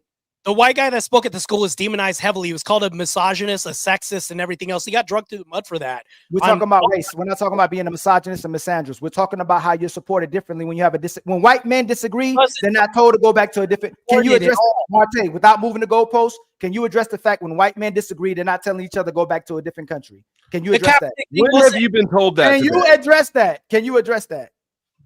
I was waiting for my turn to respond, but apparently fucking Ali never finished. I'm sorry, the baby. Oh, hold on. Ali, when have you been? When was the last time you were told that? Let me cry. Let me finish playing. When was the last time you were told to go back to Africa? Go ahead. I'm all the time. You're personalizing me. I've been told. Why are you here with us? Go back to Portugal, fatty. Do you want to do my personal experience with racism? Or you want to just conflate it to when I was told when is the last time you were told? Yes, you're bringing this up like it's a big issue. We've been sitting here for an hour and a half now, 2 hours if you count backstage time. I haven't heard anybody say it once. Right. So the fact that you're asking it in the manner you're asking it, I have been told to go back to Africa when I disagree with somebody before, but you're asking it and it don't matter if I tell you that. So why would it matter? Yeah, because I think it's fucking stupid, and I think that you've got a victim fetish, like I said. So how am I a victim? If I got two businesses, I support because you've been crying about offenses that haven't happened. That's why I'm asking you. When is the last time this offense happened to you? How do you know he has a victim fetish if he never told you he has a victim fetish, Dusty? How do you know that? I'm a victim. You're assuming his intent. Yeah. So if white people say they're losing the country, are they playing victim? When is the last time that you had that's what I'm saying. You said not to move the goalpost, so let's keep the goalpost. Bring them back here. Bring the goalpost back. Hey, when is the last time? Because you brought this up several times that you've been told to go back to Africa. When is the last time this happened? I'm sorry, I'm talking. I can answer that. I've been called nigga with the art. I wasn't asking you, fatty. On both on some people panels, right? Fatty, stop saving your boy. I wasn't asking you. You didn't make the complaint. The second time I went to Flow State channel, somebody dropped the N, and I'm snitching. It was E-Rock. No, tell them, like, I'll be quiet. Tell me how I'm a victim first. Why am I a victim? They call me. Can I address you've been crying the whole time. Can you please let him answer? He's not answering. I know. I'm asking you. I would like to know because you brought up this right now. So tell me how I'm a victim. You have brought up this offense several times this debate. Now, I would like to know because I think that is a perfect example of your victim fetish because you keep bringing up this thing that I don't see happening. Maybe I'm wrong. When is the last time you personally were told to go back to Africa? I haven't been told that in a while. So what then get the fuck over it, bro. What does that got to do with the fact that I've been told that and people are being told that? What does that got to do? This is your victim fetish. You asked to say how you're being a victim. This is it. You're carrying around this wound with you that hasn't happened and you don't even know how long. Get over it. So before I address him, can the white people that's on the panel be honest about the fact that black people are being told to go back to a different country when they disagree with somebody? Can y'all be honest about that, please? Can you be honest about your victim just fetish? like white people are called racist as soon as they disagree with a black person. Can we not move it first? You just said that. What was it? The dog whistle? I didn't ask that. Time to move the goalpost again. On three, fellas. 1, 2, 3. Push. You were the one talking about the dog whistle and all that crap. So yeah, people are going to say go back to America because or go back to Africa because that's the insult to you. You're going to call white people racist or that they're dog whistling. That's what it is. Even further, won't they tell people to get out the country? They'll probably tell a black or white person to get out the country if you don't like it. You're so speculative. Can you just admit that you're a victim and you love it? Can but somebody hold up? But I mean, any race could say this. Anybody from Mexico, anybody from the Middle Eastern countries, anybody from Asia, like anybody that doesn't look white could essentially say the same thing as being like, well, they told me to leave and go back to my country, presuming that you're an import, right? Like, show me on the doll where that hurts you. No, yes. That's not the point. Hold up, Fatty. Hold up, Fatty. Last point. No. Last point. Is that hypocritical and contrary to the white people that say we fight for the freedom of speech and for the right for people to voice their opinions? Is that hypocritical when you're telling somebody that they're a victim, stop crying, or you're a snowflake? When this is a country where you're supposed to have the freedom of speech and soldiers are going to war for your right to say whatever you want. Is that hypocritical? Nope. You still have the right. How is it hypocritical? Have to do with each other. That doesn't make any sense. You still have the right to be a victim and I have the right to call you fantastic. No, people that their opinions don't matter and that they should stop talking and just go back to their country versus them saying in American freedom of speech. Obviously, Tom, you're killing me. The problem is that the problem is that just by hold on. The problem is that just by like assuming that anybody who isn't white, that they do say, go back to your country, X, Y, and Z, and discount anything that they have to say when it doesn't align with only the narrative that they want, not free speech, not freedom for all, but just the narrative that they want. That is the point, is that you don't say what they want to hear. So they start crying and telling you to go back to their country. Like I'm tired of getting called a racist every time I turn a black man. Nobody called you a racist. Nobody called you a racist, Sarah. It's your victim narrative, Sarah. We can all be mad at somebody getting mad. Don't be the victim, Sarah. Victim narrative, Sarah. I turned down and this has happened to me before, Ali. I turned down a black man and I say, no, I don't want to give you my number, but thanks though. Oh, you don't like black guys? Like, no, I just think that was racist, Sarah. Yes, we're not going to deny that happens, though. Sarah, me and Tom are not saying that it doesn't happen. That's just because I'm white, Ali. That's just because I'm white. When I turned a black man down, that automatically makes me racist, right? And nobody, we're not denying that. And we're not denying it happens. Like, so what? So what? Guess what? I called me a racist and I said, okay, have a nice day. And I walked away. Did I cry and die about it? No, I laughed and I thought, wow, close-minded retard. Sarah, there's the point. We acknowledge that, right? Ali, I have the smoking gun. This doesn't have to go too far. How many times have you heard people say to Elon Musk, go back to Africa? They don't. It's very rare. Who's Elon Musk? Elon Musk. African American. Yeah, exactly. Has a low it was the French version. Right? Making fun of his accent is racist, guys. Okay, you guys can't do that. All right, that's making fun of his comprehension level. Uncle Tom has deemed that a dog whistle. Yes, when Elon Musk, when Ellen DeGeneres goes ahead and he says something like Elon Musk is always complaining all the time, every time. It's very rare that people say, go back to Africa, even though he's actually African, right? He is technically African. If you don't like it, go back to Africa. This is regular, and this happens, and he doesn't get it as much as a black person because he is white, right? And he's fine. When Sarah is fine. Or maybe he just isn't victim about it as long. He's the biggest crybaby on YouTube. Well, do you identify as African American or do you identify as a Black American? No. I mean any Black person on the panel, I guess. I'm a first generation European. I'm a Afro-European. Ali, do you identify as an African American? I identify as a Black American when white people are referring to Black people, but we know we're African Americans, right? About nation-wise, but Black isn't really a race as well too. When you get down to what race is, that's a whole nother conversation. Don't do it. I ain't gonna go into race stuff, right? But I identify. Do it, Ali. identifies both. Identifies as African American and identifies as black. Who's sizzling? Same way What's as that noise? I think he's a white person. Same way, Sarah. White people identify as American. They identify as white. They identify as Italian. They identify as French. They identify with everything. Identify as a So bitch. it's funny that when we speak about this, again, there's pushback. See, there's pushback to when we're referring about race or African American, but white people refer to themselves in a whole different ways outside of just Bro, being you're a- such a victim. How's that a victim talk? How is that the victim? I don't know. I can explain it to you, but I can't understand it for you. I don't know what else to do for It me. sounds like the cliche white response to when black people are speaking. That's what There it sounds you like. go. I don't know how you don't see the victimhood. And it's a specific white person, not like Tom Foolery. You No, can tell the I'll difference. ask Just you, like no, that's like no, hold up, fatty. no, That's like the black person that you'll go, baby, you crying, and the black person you go, man, fatty, you're not like the rest of them. I like this He one. didn't do nothing.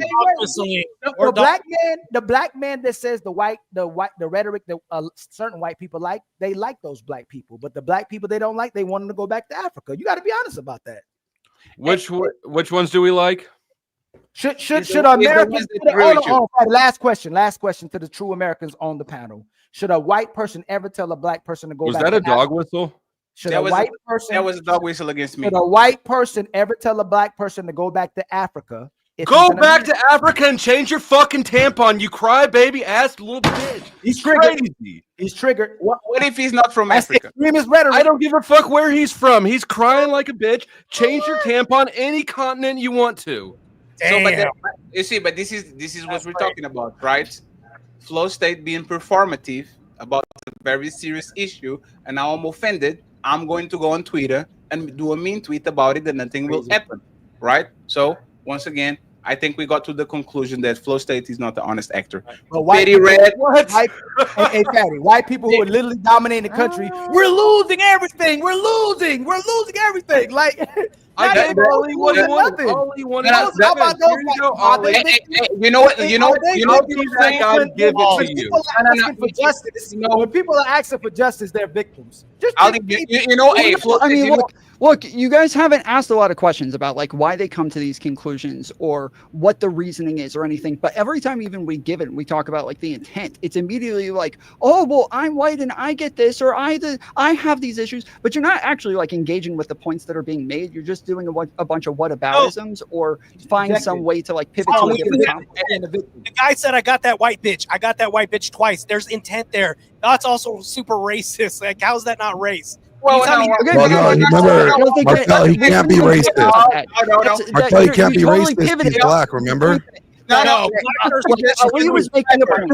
Hold on, wait. It's Ali not was true, making but you know, about that's what they something say. else, and you Yeah, that's pivoted what to they something say. totally different. No, I just want to say this, right? First, it might be a descriptor. She might be white and she might be a bitch. There's the first one. It might just be. Yeah. It might just be. Right. One second. It might just be describing somebody. Second part, You cut out. Your Yeah, you're mic cutting went out bubbly. completely. my mic went out. You're back now. You're back Yeah, the now. spatula's broke. Damn, that's the YouTube is a white owned by a man. white man, right? That's crazy. So this I put might in the be call ahead for microaggressions. I just want to say this, right? There's nothing more crybaby as the great replacement. Charlie Kirk I don't said that disagree shit. with you. Oh my god, they're replacing us. We're becoming brown. Oh my god, we're becoming brown. We're becoming more No. kids. Hold on. Statistically, So, white now it's so. Marte's capping. Marte, you don't No, go and care that's for a your fact. boy. No, one it's second. true. White people No, are going to be in the minority in 70 but years. that's exactly the point. That's exactly the point. Think about it, Oh, right? fact?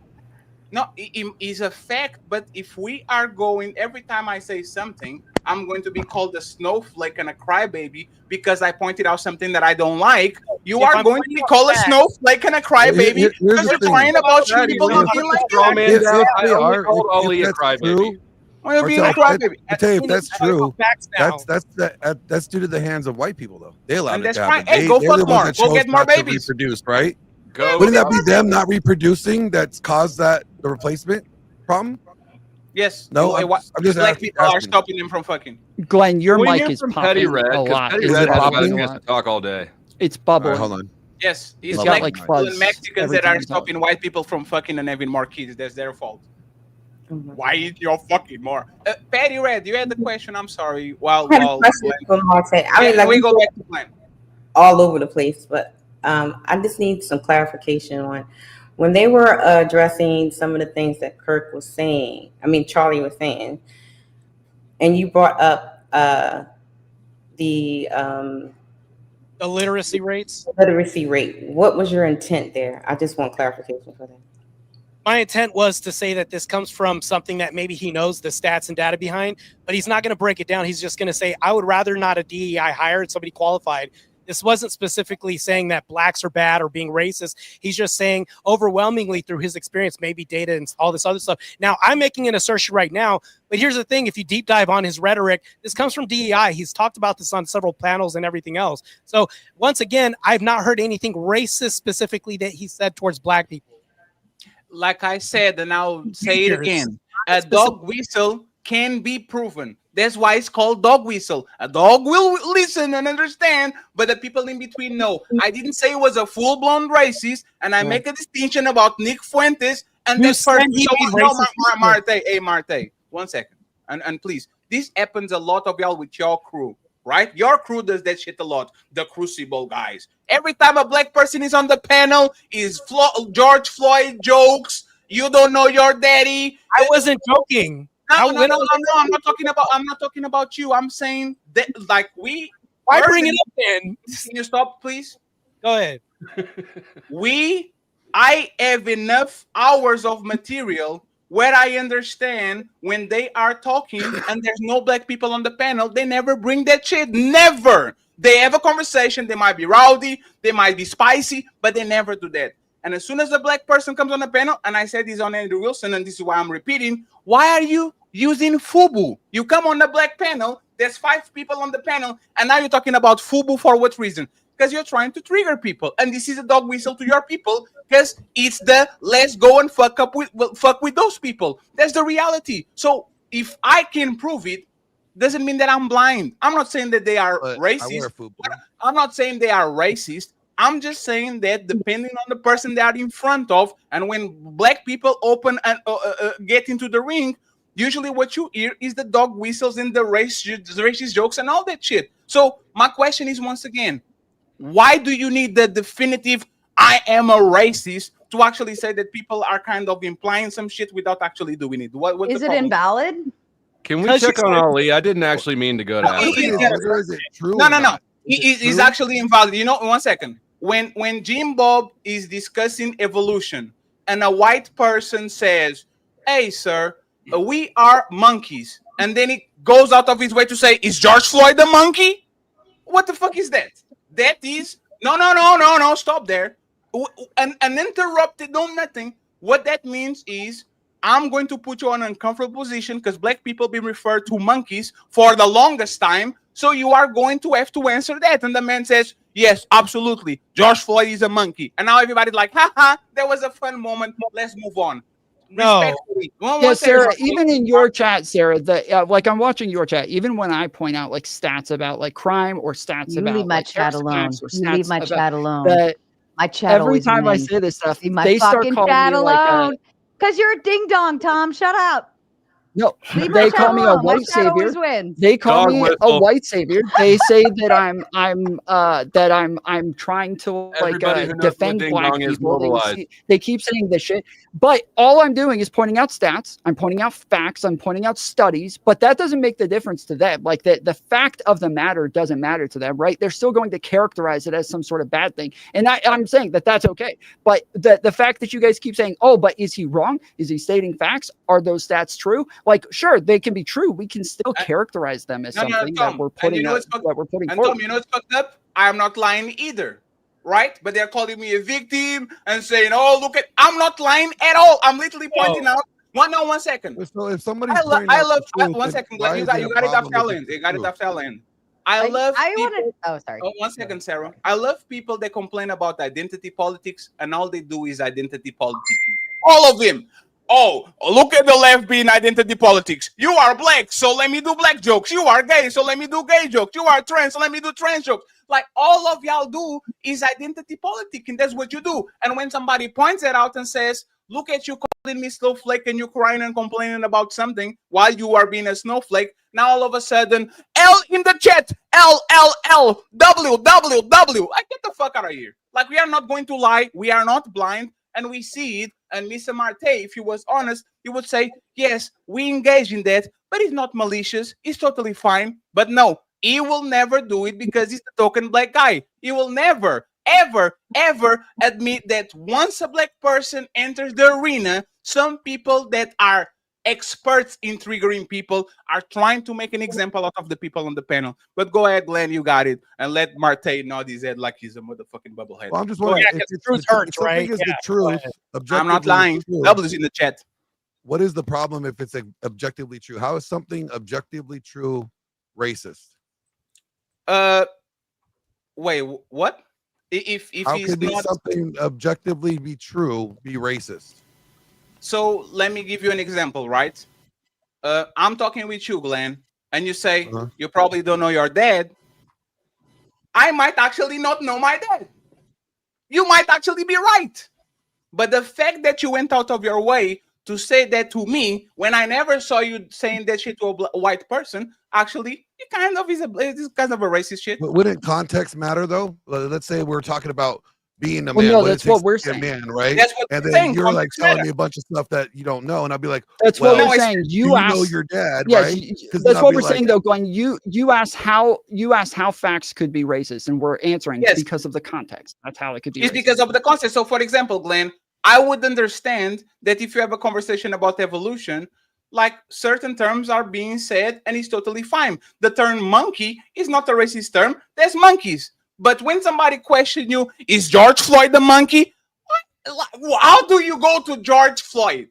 There's well, a yeah, I would billion definitely say that people would in the be, middle. Why do you go to George Floyd? There's a reason, right? yeah, I Fatty, would why say are that you would in your be, that would be feelings? inflammatory and racist. I'm But not in. I would I'm not say, in like, my if we're feelings. having I a can dish it and I conversation, can right? take it. Fatty, all No, up in your but I I have can feelings. see if something we're I having want a to say, conversation, Patty. right? I can see if we're having Yes. a conversation about, let's say, masculinity or something, and you're telling me a bunch of stuff, and I'm like, no, and I go, dude, was your dad in your home, right? And I'm just going off of stats, right? Or did you have a male That's not father racist. figure, right? That's not. Hold That's on. not racist. If it's objectively true, that basically, statistically speaking, this might be a factor that why you are lacking in knowledge in this thing. I'm That's not inquiring. racist. It's not being racist. I'm going off of what the data has shown, No. and I'm asking you, do you have this? Did you have this growing up? That's not me being racist at all. No. That's me.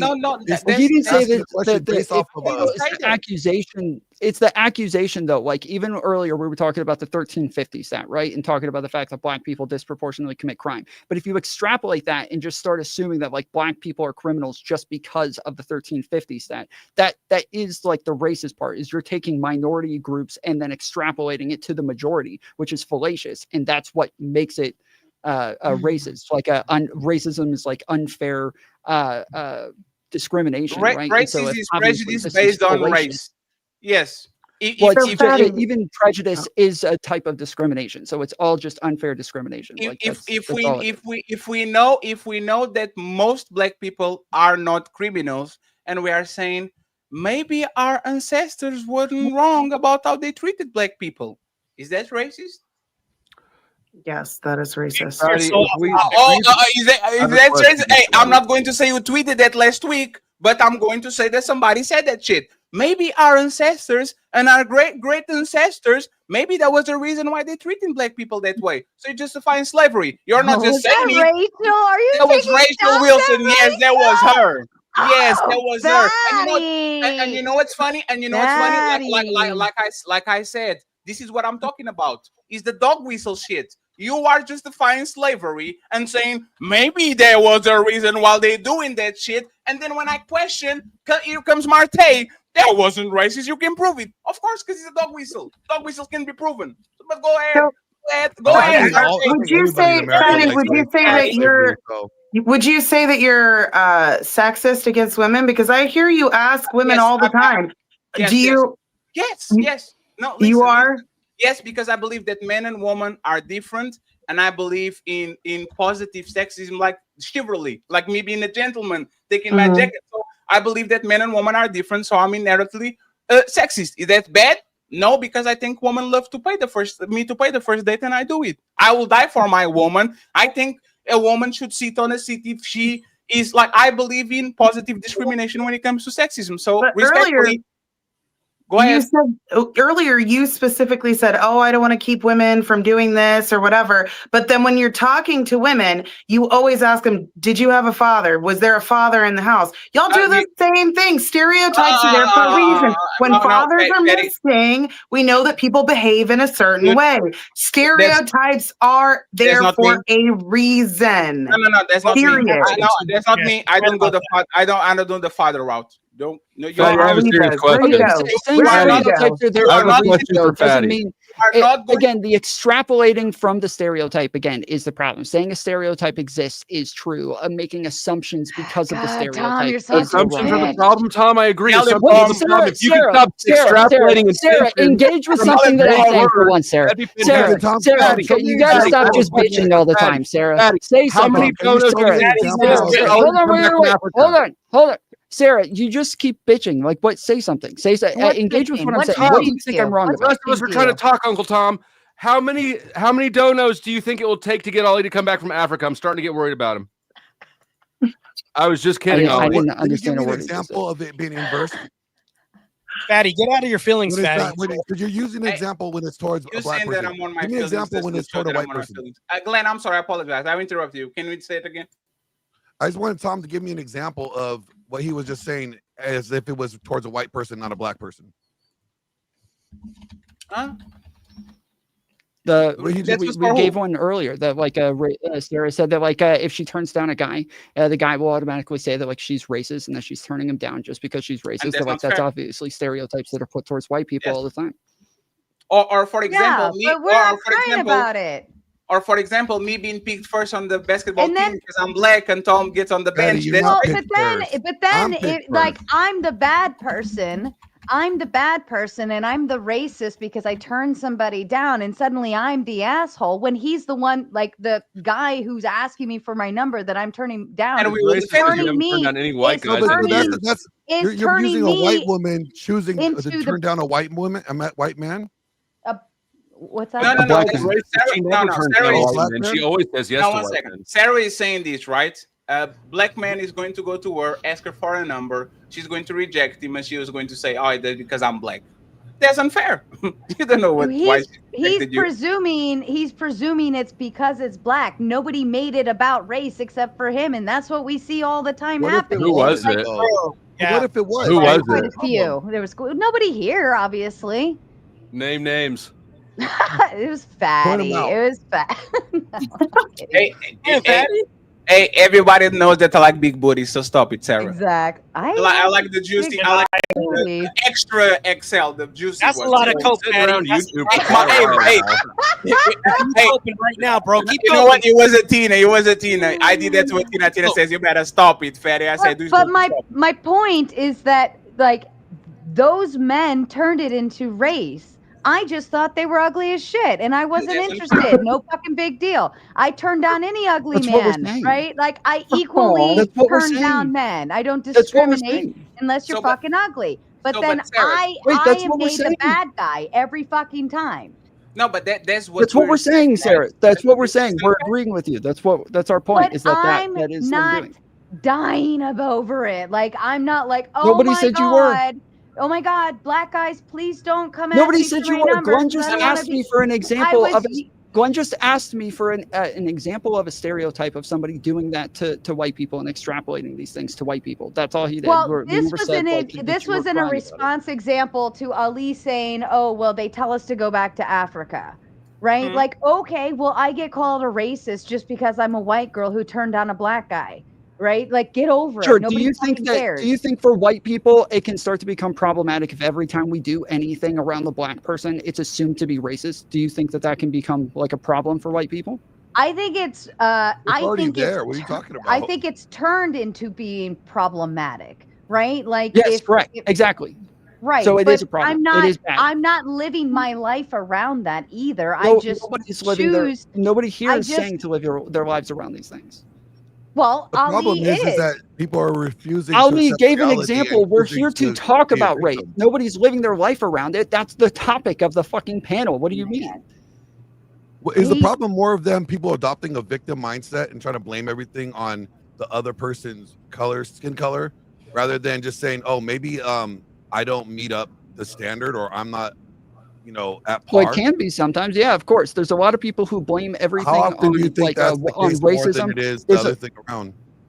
It would depend, but I'm not going to make an extrapolation. We can give it. We can look at them case by case and make that assessment. But the point is that yes, there's a lot of black people who will blame everything on racism. Anytime that they there's somebody who's rude at a black person's rude at a restaurant and the waiter asks them to leave, it's because they're racist. Or if they don't tip enough and the waiting staff is mad at them, it's because they're racist. Like, of course, they're going to blame. There's a lot of people who will blame everything on racism and just try to find some way out of any sort of accountability. That happens, but that doesn't mean that anytime somebody says something's racist, it's automatically that either. That's literally doing the same thing to them, where we're extrapolating something from a small percentage. We're doing literally the same thing that the person who's calling everything racist is doing.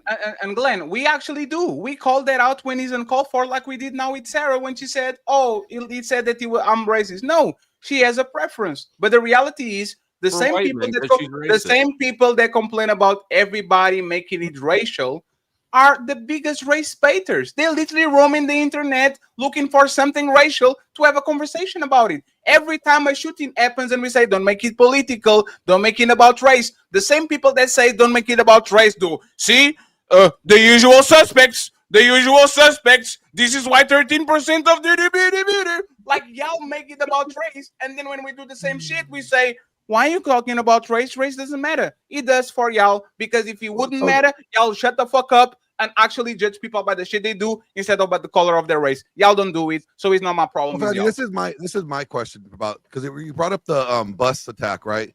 When that happened, I heard immediately more about the lack of mental health care availability, this, that, and the other. Not the fact that it was this guy murdered this woman.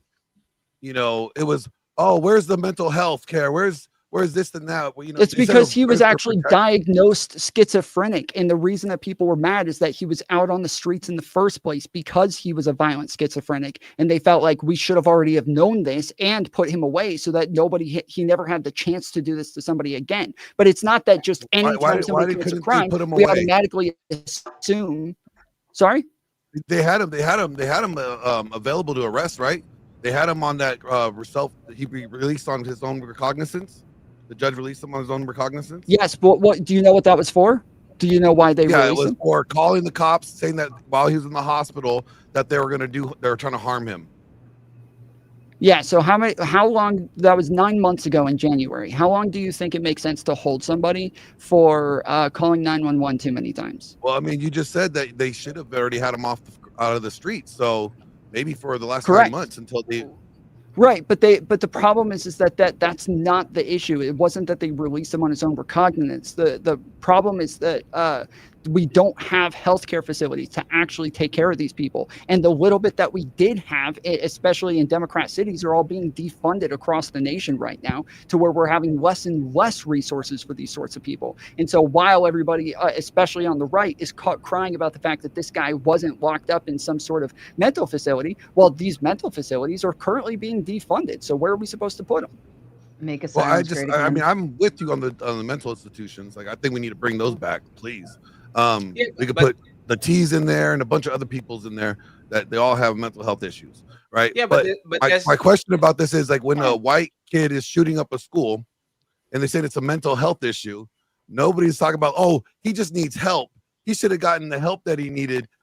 Somebody should have put him in a doctor should have helped him. No, it's like they shouldn't have had no guns. This is why we shouldn't have, gun laws. Yeah, you're completely just to be clear, the right, every time somebody on the right, even today they were doing this. Every fucking time the right has somebody who shoots up a school, the entire right just says, he had problems. We need to pray for him. He has demons, is what they say. He just pray for him.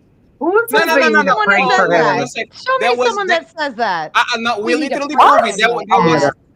There was a politician today. I will show you. Yeah, literally today. There was a politician yesterday that said we should seek revenge and we should fight it. And as soon as they showed that it was a white, oh, Charlie Kirk wouldn't like us to go at him, so let's pray for him. Let's pray for him. Charlie Kirk couldn't. Like, this is what we're talking about. Is we are looking at the cat, and as soon as we find out it's a black cat, we have a reaction. Is a white cat? We have another reaction. Is a brown cat? We have another reaction. Just like black people, when black people kill each other, kind of nobody cares, right? And then when a white person kills a black person, everybody actually cares. We are saying that white people do the same shit. Y'all don't want to admit it because y'all don't see race. But as soon as y'all do a tweet, as soon as y'all go to the show, there's 400 people in the comment section says the habitual suspects. So it's not about race. It's definitely about race. We might bypass that shit if the person is funny enough, if the person is rich enough,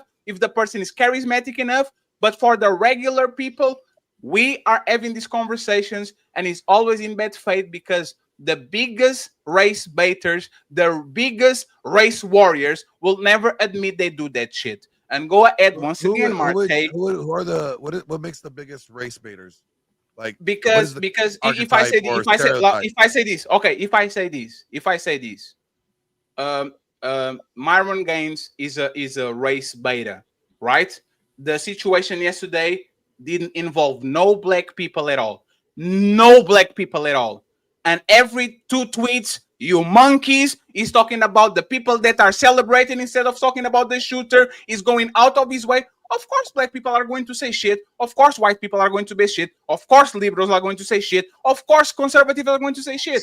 And instead of focusing on the person that actually deleted your friend, your hero, whatever, you are going out of your way to call monkeys and to make it about race when people are not involved. You are a race baiter. It's totally fine. The same way if Minister Farrakhan or Umar Johnson make every situation about being black, I would say that person is a race baiter. Because every time something happens between black or white, it's not about the issue, it's about them being black. You would say, yeah, that's kind of right, because they do that shit a lot. But one side is willing to admit that shit. One side is willing to admit Farrakhan is definitely racist. Dr. Umar Johnson, racist. We can actually admit it. Every time is there ever an issue or instance where the race is a factor in the problem? If he's racially motivated, absolutely. If I smack an Asian person during COVID because I think China created COVID, that's racially motivated. Like there were shootings in the early 2000s over the white bitch. Is that racially motivated? No, there were numerous shootings in the early. If I call it a Karen, that's racially motivated. Replacement. Over the great replacement theory. But yes, what the motivation for this guy, we still don't know. So him saying, I got that white bitch, it could have been that like her dad, stole something from him. And so he wanted to kill her dad's daughter. And then he said, I got that. You're overlooking a pretty big dog whistle. That doesn't say well, no, that's evidence. It's not a dog whistle. I don't think you still don't understand what a dog whistle is, Dusty. I'll be happy to explain it to you later, but don't use the term if you don't understand what it is. I'll explain it to you later. But it isn't that wouldn't qualify as. But the fact that he said white bitch, that's very particular to. But there's the thing, if I call her a Karen, I don't call Karen to black woman because there's a term for white woman. The Karen that calls the cops every time something happens on a neighborhood. I think the Karen is the archetype of a woman that wants Sarah, what are you mumbling? It's a white woman. Your manager. That's a Karen. That's an archetype. But that's usually a white woman. We reserve that term to a white woman. Yes, it is for a whole class, Sarah. Yes, what is a black Karen? It is a Karen. A Karen is definitely like a racist. A Karen is a white woman, but like a Karen is a white woman that uses the 911. I don't know how many of you guys.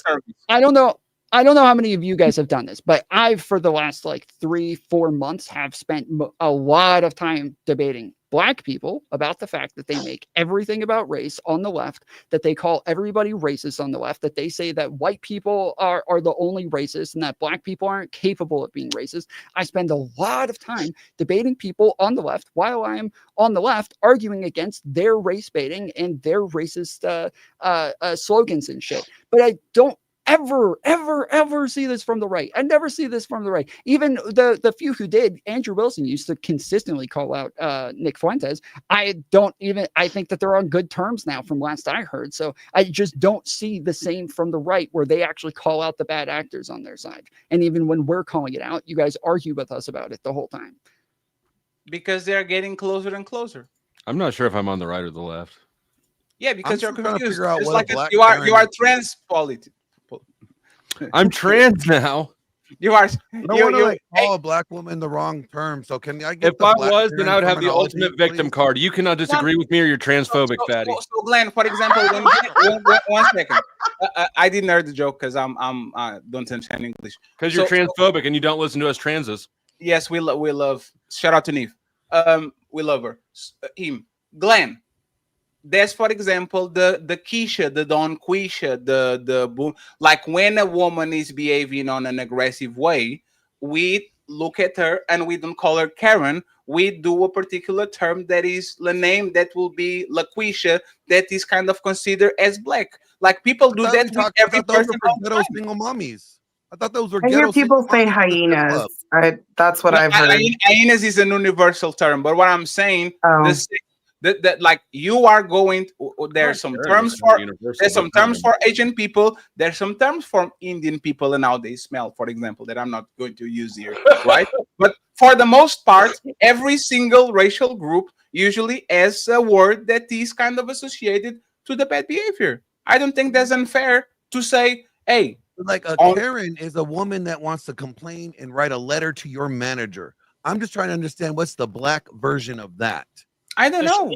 There are black Karens too. Why can't we just call them Karens?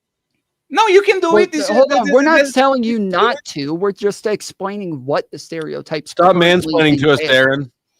You can do it. I don't understand what is exactly like what you shouldn't supposed if you call a black woman a Karen. You just said that's a term. When a woman behaves that way, that's a term for a white woman. So I'm just wondering. Yeah. Just like I'm saying. Yeah. Just like black people use the N word between each other, but I guarantee you, somebody called the N word to a white man. I would say that is usually between. Damn. I would say that is usually used between black people, but sometimes you may be a ninja. So I don't understand what's the question is about. Okay. Let's go to something that I want to ask you about Charlie Kirk, okay? Charlie Kirk said, and let me put actually the video. Let me play the video real quick because we have the video here. Give me just 1 second. Here we go. I think it's worth to have a cost of, unfortunately, some gun deaths every single year so that we can have the Second Amendment to protect our other God-given rights. That is a prudent deal. Whoops. Okay, so the question to Athena first, and then Red would be,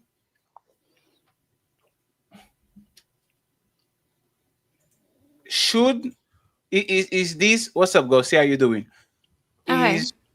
Is what he said about guns, and I will repeat it again just to make sure that everybody hears it correctly, so I'm not putting words in his mouth because I'm very bad in paraphrase, like saying by word what they said. I think it's worth to have a cost of, unfortunately, some gun deaths every single year so that we can have the Second Amendment to protect our other God-given rights. I will ask Katina what she thinks about what he said. And fantastic, when you get on camera, let me know so I can bring you up. What do you think about this, Katina? This man was saying, hey, it's necessary sometimes for us to have some gun deaths for us to get Second Amendment, our God-given right. And I don't know about necessary. It happens. And he's 100% right. And he lived and died for what he believed in. And I fully support him in that. And I don't understand how that's funny. It is a reality.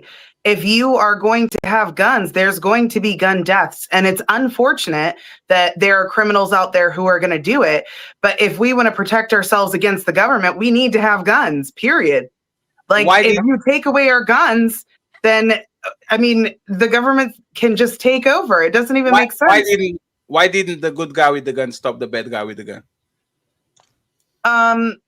Honestly, that is a good question. I would like to know why his security. I don't know enough information about that. I feel like there was maybe a security breach, and I'm tired of seeing it happen with conservatives, especially conservatives like himself that do a lot for a lot of different communities and they didn't know, push the same in an beliefs that I have. amphitheater.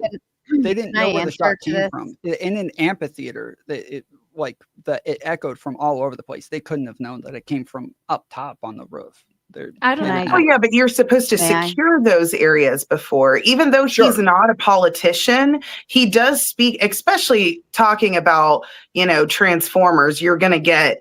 I've personally had like people threaten my life on that particular topic, threatening to burn my house down with my family in it, including my son. So those people are crazy. And so when you're putting yourself out there, there's a certain level of precautions that you need to take. And it's unfortunate that those were not done. Can I offer something to you, Fatty?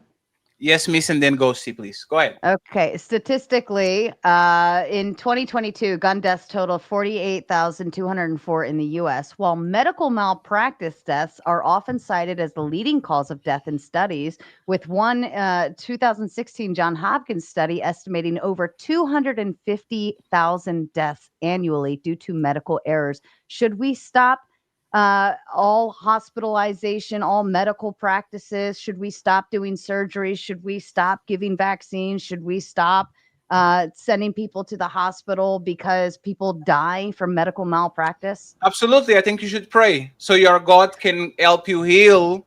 And you don't need to go to the hospital. You say, "Hey, man, please." Missed the whole fucking point again, Patty. No, He's knocking out these straw men. Yeah, this is a disingenuous question, right? It's Why like is that saying, disingenuous? Let me explain why it's disingenuous. People die most driving cars. Driving car is compared with other things that we do. There's a high probability, not high probability, but higher probability that I'm going to home and I get hit by a car because somebody is drunk, right?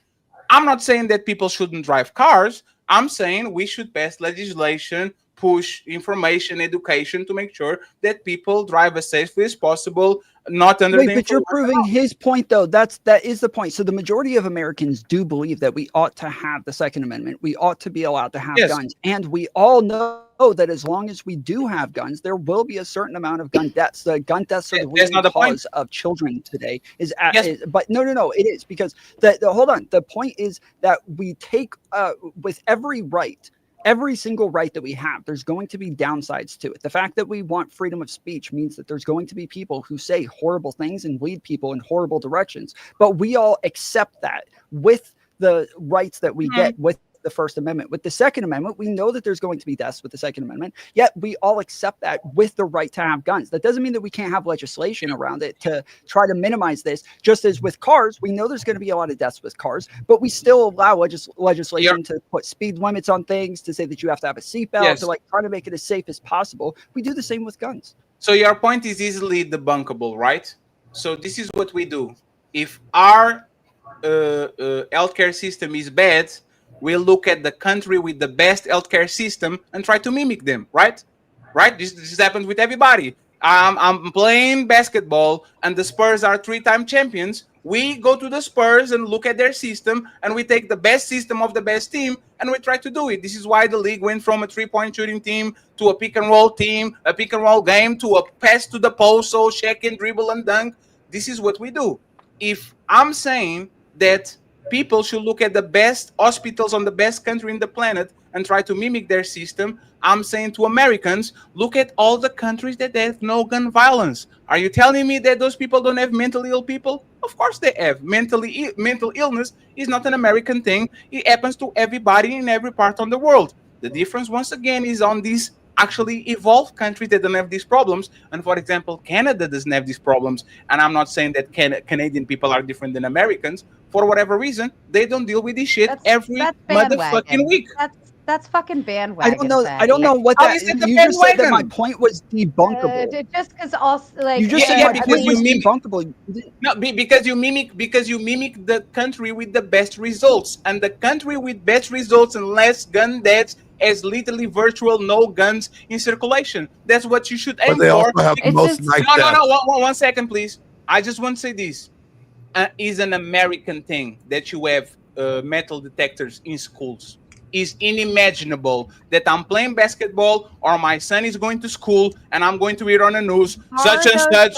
Registered and legal? Are they registered and legal, or are they black market weapons that have been stolen or this You or don't have that or to register another? guns. Black Well, market. it's a mixture of both, but the problem black is market that exists everywhere in the planet. No, one second. Your entire no, hold on, because you just responded to what I said. I wanted to respond to what you said. No, I to just me, wanted to say which something. is No, that it's we're fine. going No, to Tom, mimic. Tom, I got you. I just want to say one thing, Sarah. You didn't get shit. No, fatty. Everyone needs to go back to their country of Go off origin. target. I just want to say this real quick, and Tom got it. There's black markets everywhere in the planet, everywhere, and people are not shooting each other every time they get a disagreement or road rage or they go to school. Black market is not an American thing. Actually, I would say it's easier for countries that are closer to Asia, right, or South America, to get these black market and things that actually go through the border in boats and all that shit. Then it's easier to get them on a country like the United States. So respectfully, black you're markets still and missing mental the health point. is not an American thing, it's a global thing. The only thing the United States have more than everybody else is guns. Y'all have more Fatty. guns than everybody on the planet combined. Sorry, You're Tom. still I off the apologize. You mark. know that- There's a Still lot off the more mark. problem is mental that you health said that issues what in you the said- United States. Still Oh, they mad, but I'm not right. I'm not Can I wrong. jump in at What some point, Charlie too? Kirk said Yes, was go. there might be deaths from people owning guns. It happens. It's part of the cycle, right? And we're now giving we you crying. the statistics that okay, we still have medical malpractice, even though people still go to hospitals. You could still get hit walking across the street, but we still choose to walk across the street.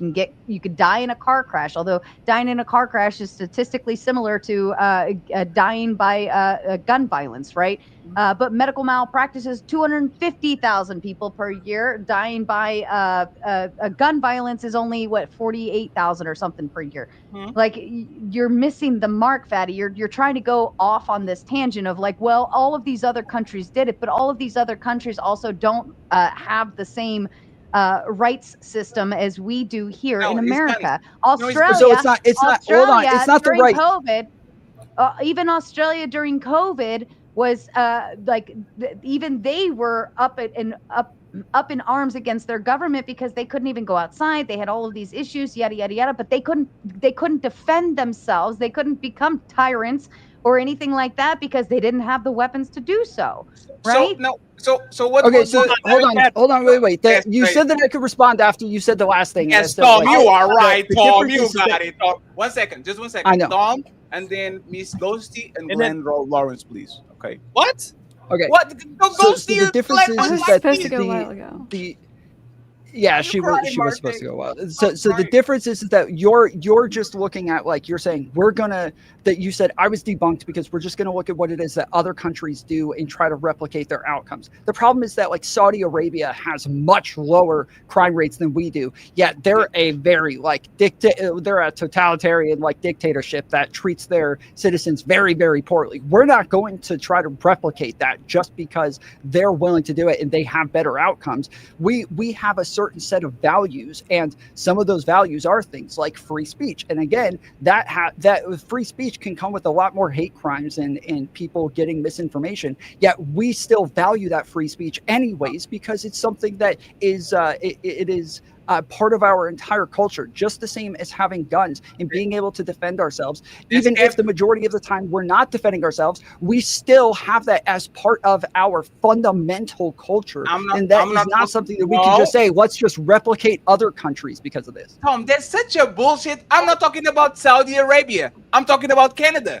I'm talking about Scotland. I'm talking about Germany. I'm talking about Sweden. If you actually look at the politics, the values, and the morals, most of them are very similar to the United States. Y'all are just gun crazy. Even today, motherfucker, FBI, I see you in Valhalla. I see you in Valhalla, friend. That motherfucker is mentioning something from the north of Europe. The fact that an Indian man goes out of his way to mention something that is from the pagans of north of Europe, like our cultures are very similar. So I'm not saying be like Saudi Arabia. I'm saying go to Canada, see what's the difference between you and Canada, and make decisions that will get your kid going to school safe and he gets home. And the only difference is guns. A lot of them. Go ahead, Ghosty, go ahead, Glenn. Tomfoolery debunked. Fatty, I might agree with you if we had a magical button that could like snap back history where guns just like never was a part of this country. Guns like never existed, but they do. And the fact is we're not getting rid of guns. And I do think it's a silly, because there's too many of them. It's just part of our culture. It's just not happening. Have guns? Hold on, listen. I do think it's a silly idea to think that the American people are having guns because we're gonna fight back against the American military, the strongest military in the world. Like that's just fucking retarded. But yeah, they'd be doing it right now. People do like their gun rights, okay? The problem is that most of the left doesn't want to get rid of guns, but we want to have a conversation about how to have more gun safety, how to have more just, I don't know if it's background, we don't know what it is. We want to have some kind of conversation, but the right won't even have that conversation. They don't want to talk about anything. They want to keep everything the exact way it is, so we can't have this conversation. So like what Sarah was saying about the medical deaths and stuff, no, of course we don't get rid of medical procedures. We make it a better system. We improve. But we can't have this with guns because the right doesn't even want to talk about it. They want to keep everything the way it is. We want to talk about more guns. So then shut the fuck up about Charlie Kirk dying. Like, I don't know what to say. Ghosty, don't offer solutions. Thoughts and prayers. Also, by the way, why can't we just have drones? Why can't we just have drones in the sky at these events? Like, I feel like that would be so simple. Like, just put drones in the sky. Thoughts and prayers. That's the best thing they can offer. Like having a conversation with people that don't even know what gender they are. So they're like, that's such a fucking stupid. That's so disingenuous. That doesn't even make sense. The basics of gender. What does gender have to do with guns? Was that the sexy remark? Hold on, Fatty made a really Was that the sexy remark? Fatty made a really stupid point. I wanted to point out, like, you guys know that only like 7% of prisoners in state prison actually were in prison when they got busted with a gun. That was actually a gun registered to them, and 8% of federal prisoners who got busted with the gun was actually registered to them. Only 1 to 2% of all gun crimes are committed by the person whose the gun is registered to. So most of these criminals are criminals using guns that are not theirs, that they shouldn't be in possession with to begin with. So it's not law-abiding citizens that are committing these crimes. Let me answer, and then you got it, Marte. Let me answer, and then you got it, Marte. Sir, yesterday there was a 13-year-old kid that was caught with like 20 guns. Literally yesterday, a 13-year-old kid that were caught with 20 guns. I myself, Fatty, as a 35-year-old, don't know where I can get 2 of them. And this is about getting the ready to shoot up a school. Fatty, hold on. One second, please. If you know that you can smoke crack by going to the corner, it's more probable that you're going to smoke crack because every corner has a crackhead or a person selling crack. But if that is not readily available to you just by going to an auction, asking it on your cousin, behind the bed of your dad, is regular that you're going to actually get a bunch of them. What the fuck is going on? That's crazy. Fatty, you made a really dumb point earlier, and I'll tell you where. You are dumb. Where's the good guy with the gun? Isn't the university a gun-free zone? That makes our point, not yours. So to me, that doesn't really make. God, do you seriously think a person with a gun would have been able to stop that shooter on the roof? That's still our point. That's still. Where was the good guy with the gun, Martin? When has that ever happened? Can you name one situation where that's like ever happened? Yeah, I can that happened quite frequently. How about like less than 1%? That happens quite frequently with someone with a gun.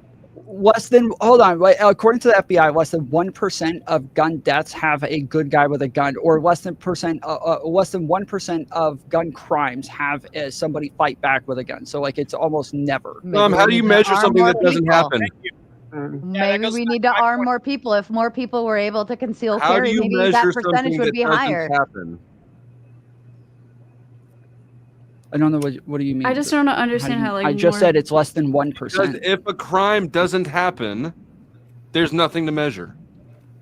He's saying if No, they more include people were concealed carry, and we were under the understanding that more people can conceal carry at any given moment and in any given place, how many of these crimes probably wouldn't happen knowing that somebody could be armed? Whoever you're messing with could be the good guy with the pew pew. Anecdotally, I can say I've stopped 3 situations from escalating because I had a gun. I didn't have to do anything. You know what? I think because I have a all you can bald do is head all you can and do people are is if the scared situation did that- not happen, there's not Yes. statistics on it.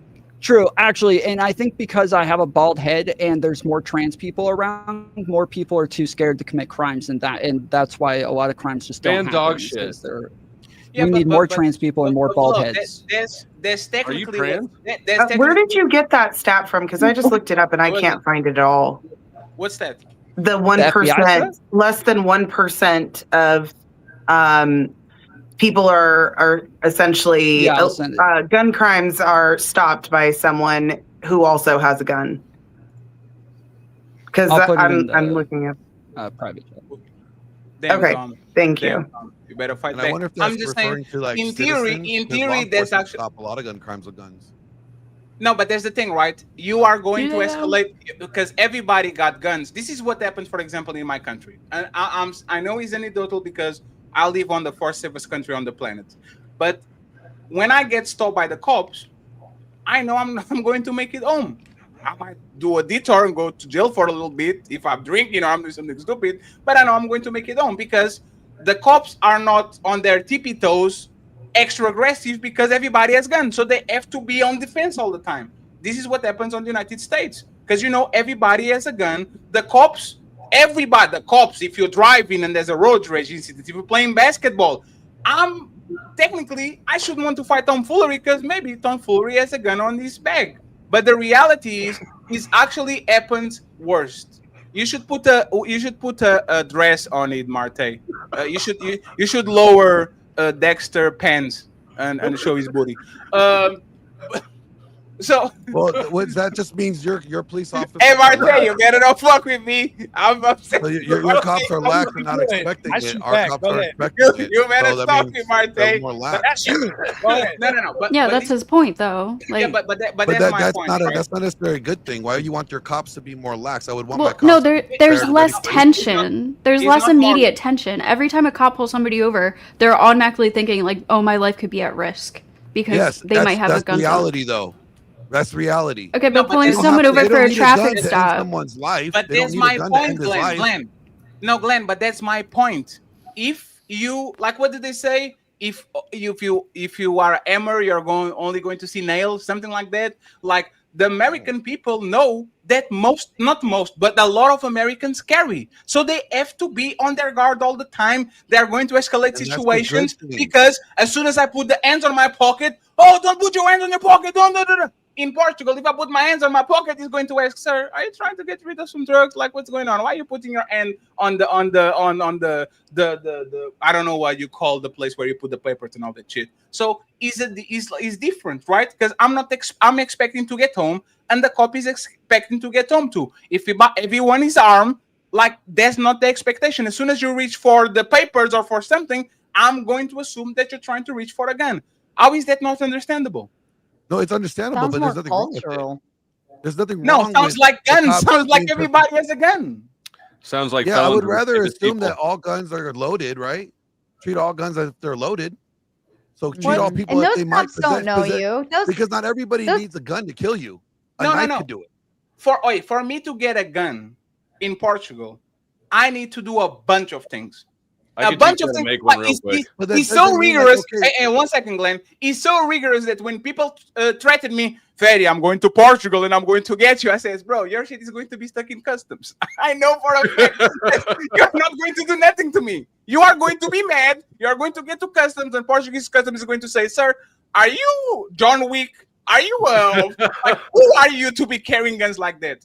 But if I go to the United States, I have to be on my P's and Q's because I know As you everybody has one. So I would Yeah, say but like, that, it doesn't mean that. What I'm getting at is like, if you got pulled over, huh? you could simply easily kill the cop with a knife, just as you could easily kill him with a gun. As why would the easily? cops Are be you lax? serious? No. Yeah, you don't have to. You don't have to be that far away to hurt somebody with a knife. It's not easier. No. I want to ask a question, Glenn. Am I Arrow? Am I like, is my name Arrow? Like the superhero that has the arrows and shit? Like, if you are not Falcon or Arrow or Olympic arrow thrower, whatever the fuck it is, of course the man is extra safer, because if I have a gun, about distance, though, you're talking about. You have to open the door first of all. Yes, that's the point, though. Getting pulled over. This is the point, though, Ben, is that distance gives you a benefit. The fact that the guy was on the roof when he killed Charlie Kirk makes a huge difference. You couldn't have killed him with a knife from the roof, right? The example that you don't know how hard he can throw. If you're getting pulled over by a cop, whether you let me give you this data. Let me give you this data. Portuguese cops have guns. They just don't use it. They will be cops for 30 years and never pull the gun out. So if I have a knife and I take the knife away, you still have the option to actually shoot me. The option is still there. But it doesn't happen because, once again, if you don't live in a culture of fear, because you fear the person in front of you might have a pew-pew, and you know how people get emotional, instead of actually going and escalating the situation, you are going to try to de-escalate it, because, once again, it's something that is rare to happen. Do you think it's cultural, or do you think it's just the abundance of guns that make people go gun crazy and be afraid of this shit? I don't think there's a gun craziness. I think it's their cultural issues could be applied to. Maybe it's a combination of both. But you know what? I'd rather, live in a society where, like, I think everybody has a gun, because that kind of keeps everybody accountable, rather than, in a society where, this is safe, and then, somebody pulls out a gun, you don't have it, and then now you're assuming that people are actually like level-headed and intelligent beings who actually care about each other and stuff. Like, to be honest, I don't like that every time I go to a concert, I'm like, or anytime I'm in a crowd, I'm literally worried that there's going to be a shooting. Like, I hate that feeling. That's just me, though. Wouldn't you rather have one and not need it than need it and not have it? Oh, here we go. In that scenario? In that scenario, would you? And now everybody has guns, and now everybody's afraid of each other because everyone has guns. Not worry about like getting shot by some crazy person. Worry away, because worry is not a reality. We can't remove worry. So when we know there's bad people and there's good people, and the bad people have guns and good people have guns. In that scenario, would you rather have one and not need it than need it and not have it? Well, no, Glenn, you're not wrong. But what she's saying is the fact that, like, states that or even countries that allow more guns and have looser gun regulations have more gun deaths. And so she's saying that the fact that they have more guns makes it to where she's more afraid of having to get shot, and therefore she would need one. Whereas if they just didn't allow so many people to have guns, that's not my position, but I'm just saying that's what she's saying. Wouldn't that mean you just have to worry about something other than that? Because look at the UK. They have no guns, but they have 1 billion knife deaths. I mean, they got a knife spree going around up there. It's not comparable. What's he doing? Death isn't impossible, but obviously it's a lot easier to kill more people with guns. Hey, Glenn, if you are a 12-year-old, how many schools in the UK had mass killings with knives? Hey, Glenn, if you are a 12-year-old with a hey, Glenn, let me ask you this: if you have a student, you are a teacher, and you have a 12-year-old with a gun, I will kick you on your motherfucking head so fast it's not even funny. Like, I'll be the teacher with the gun. No, but that's the thing, Glenn. Let me ask you something. Why are the cops in the UK, they don't have guns? Why? They got billy clubs and stuff. I don't know. Because they're F-slurs. No, it's because, for example, in countries like Iceland, in countries like Norway, in countries like not Ireland, I think Northern Ireland has guns, but the English, they don't have guns because the general population doesn't have guns either. So I don't need a bazooka if everybody doesn't have a bazooka, right? I don't need the extra military with the SWAT and all that shit when I know for a fact I can only knock down on a person that says, hey, why is there so much noise? I give this example all the time, right? Americans get swatted all the time. Especially content creators, when they get big enough, they get swatted all the time. You know what the SWAT team is called in Portugal? Old cop and a lady comes to my door and knock, tuk, tuk, tuk. It's 1 a.m. in the morning. Why are you being so loud? That's what it is. Because they expect that there's no little force involved. So why are we talking about mental health and culture and all that shit when only the difference between Europeans and Americans is guns? Come to Europe and come. Hey, Glenn, come to Europe and watch. Hey, Glenn, come to Europe and watch a soccer game. Real Madrid versus Barcelona. Chelsea. You know, hey, Glenn, one second. Let me just finish and then you got it. We have something called hooligans. These motherfuckers are more violent than anybody that you can have on your side of the town. Hooligan. Yeah, I can't pronounce the A's. I'm Portuguese. God damn it. Hooligans. Okay? Hooligans. Right? Hooligans, right? These people are more violent. They are violent for sport. They literally call each other and says, my team is going to play your team. Before the game or after the game, we're going to meet each other and we're going to fight each other. You know why such violent people can go to weekends over and over and over again? Because there's no guns. Because the day that we implement a bunch of guns over here is as soon as you punch me, you out. So respectfully, it's not cultural. It's just the abundance of guns, and the only solution y'all have is thoughts and prayers. And let's hope next week. The only solution is more guns. Marte, was that a Colt 45? What did you just pound the bottom of? I mean, I think that was the biggest problem. Think about this. The only time the soft targets are like gun-free zones. Those are the ones that tend to get shot. All right, it looked like a 40 ounce. It's not the places where you think people are going to get shot, right? Like, okay, are you like a firing range. Who thinks to get? You think only black people drink firing range? Nobody plans on getting shot at a firing range, but it's always these soft targets like the schools, the churches, where guns are not allowed, right? Tend to be the places where they get shot. Maybe if guns were allowed, most of them happen at most home? people would not shoot them. No, but most of them happened at home. No, Tom is not even there. Probably accurate. The access to guns, the easy access to guns, make you feel reluctant to put your kid on a public school, knowing that every motherfucking 2 days there's a school shooting.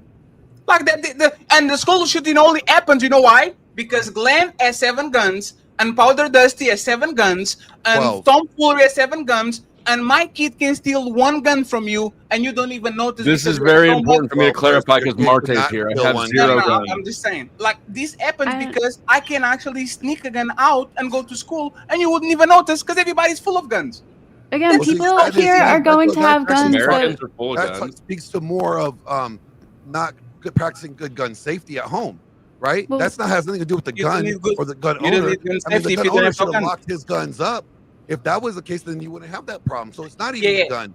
So, no, but Glenn, this is the thing, right? For example, kids are bullied in both sides of the ocean.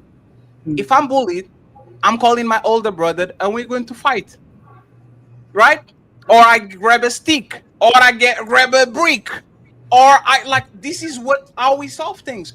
I used to fight all the time when I play basketball. I know I'm going to get. You can still kill somebody with a stick, and you kill somebody with a brick if you just hit them in the head, right? So but that's not that, Glenn. Ultimate outcome, right?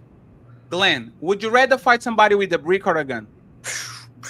Depends on the fight. I'm shooting Jesus. Oh my God, Glenn. I know this is the disingenuous shit.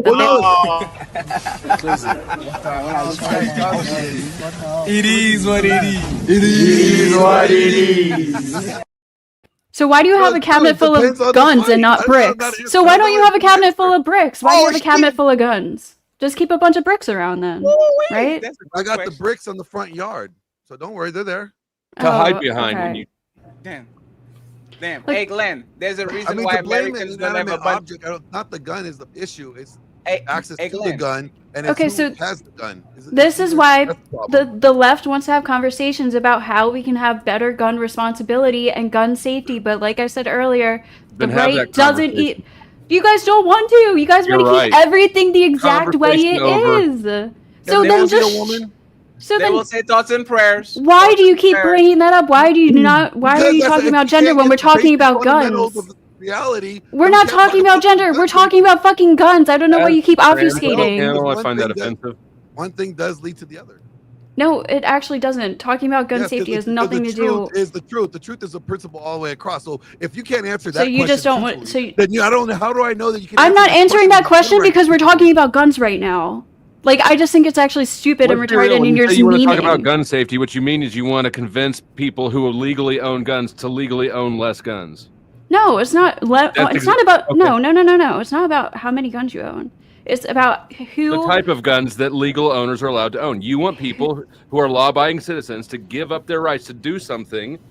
No, not necessarily. Absolutely. How Yeah. name another gun? Name Literally. another I want to gun. have a Name conversation another about proposal that doesn't the do that. steps people take to get guns, the people who are getting guns. Maybe the type of gun. The fact that you can build your own gun is like a little sketchy. Ghost, you know what's funny? Like, You know what's I just want to have these conversations, like how you want the legally age owned maybe. home-built guns to be illegal now. Exactly. No. I just want to say this real quick, right? The same people that say to us every day, rights don't exist, rights are made up. Every time we talk about guns, they say, "This my God-given right. It's my right to have a gun." I thought all of that was made up. I thought all of that was made up, and all of a sudden you can't get rid of something that is made up. What are you talking about? They say guns are rights are protected by force. Jesus loves his AK-47. Yeah, you can punch people. So they said, isn't the rights protected by force? So they're using their gun Yes, to protect that right, and they're Yes. going to use that force. Rey Mysterio Right? doesn't need guns. Why do you need guns?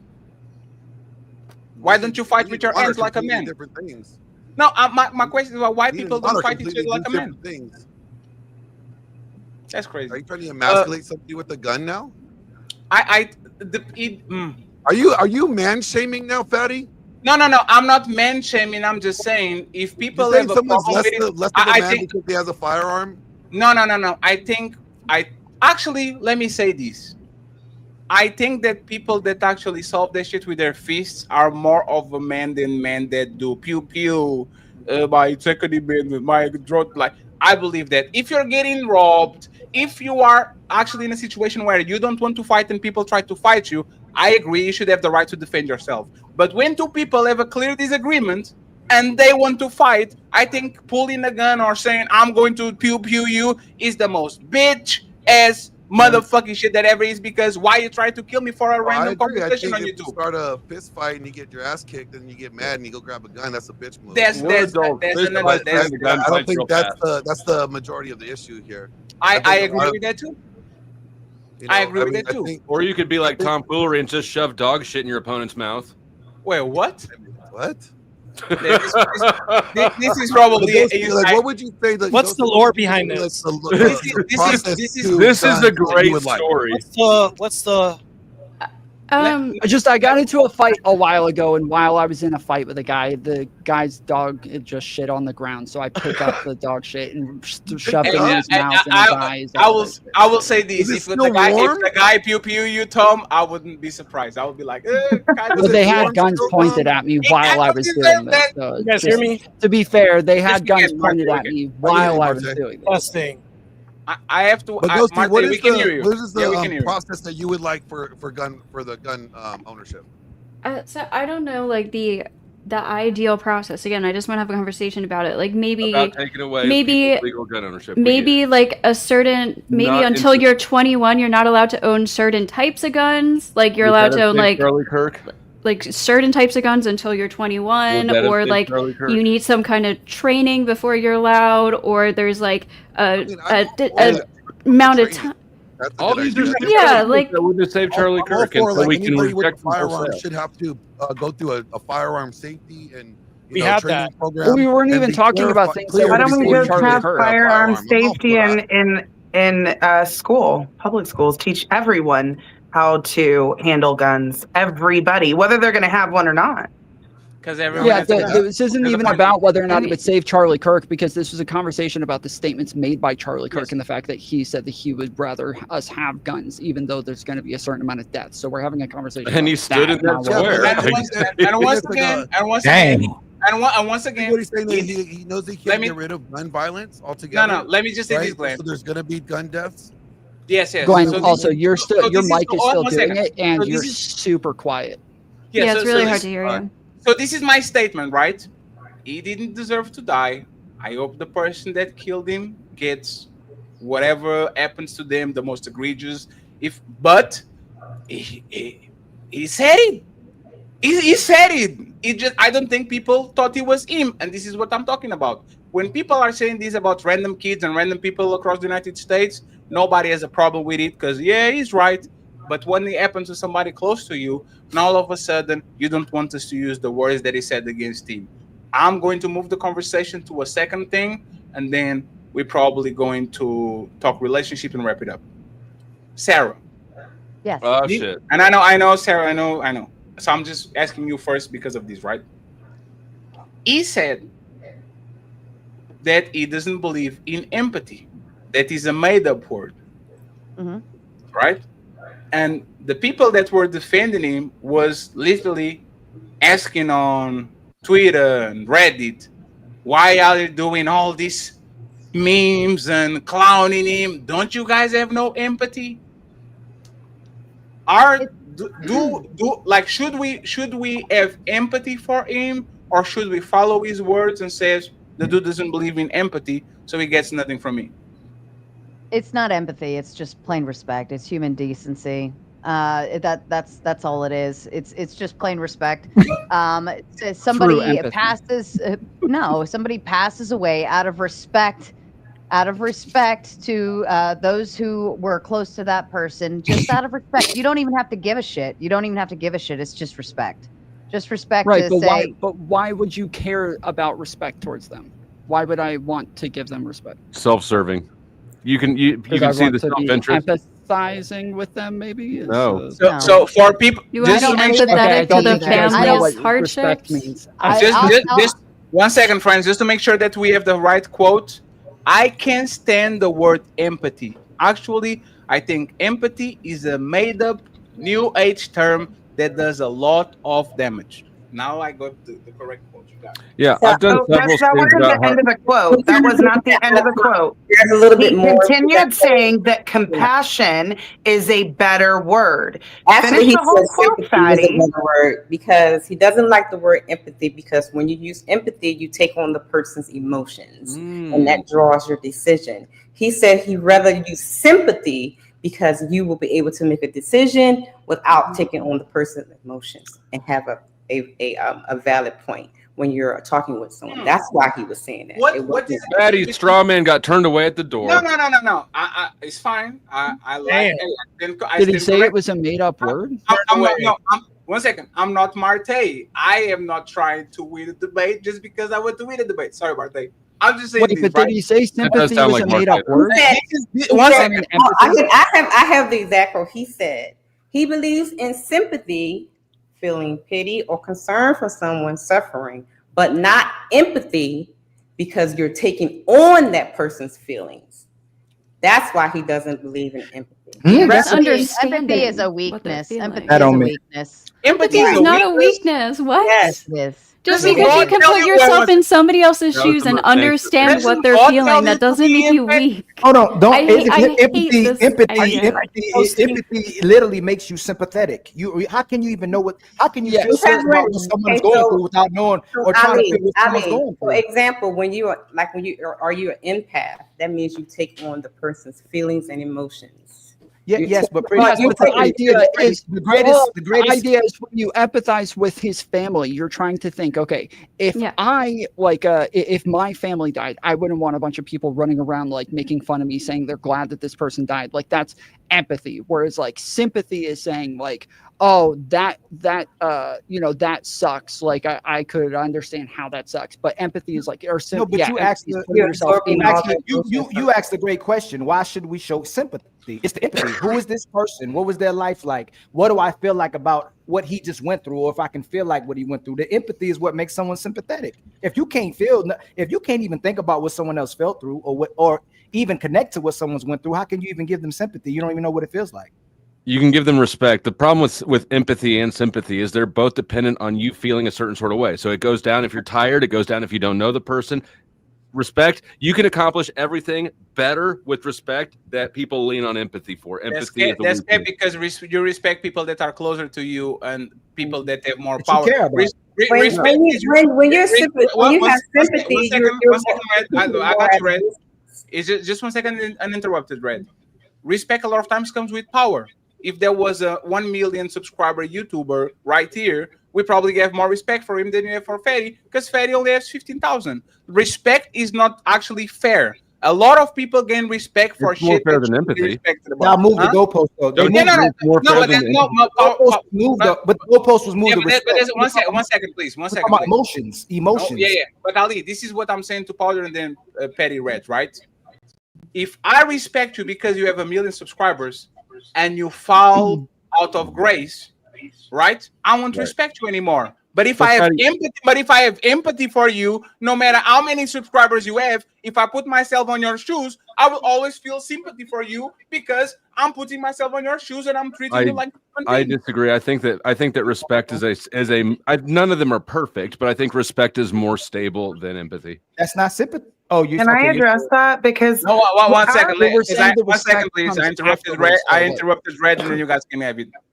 I was just going to say the difference between sympathy and empathy. So when you're being empathetic with someone, like I was saying, you actually absorb that person's emotions. Like you actually start boohoo crying and you get depressed and you go through all of these things when you're empathetic with a person. But when you have sympathy, you kind of keep it at a distance. Yes, that's the definition. You can look it up. No, it's not. I'm looking at the definition.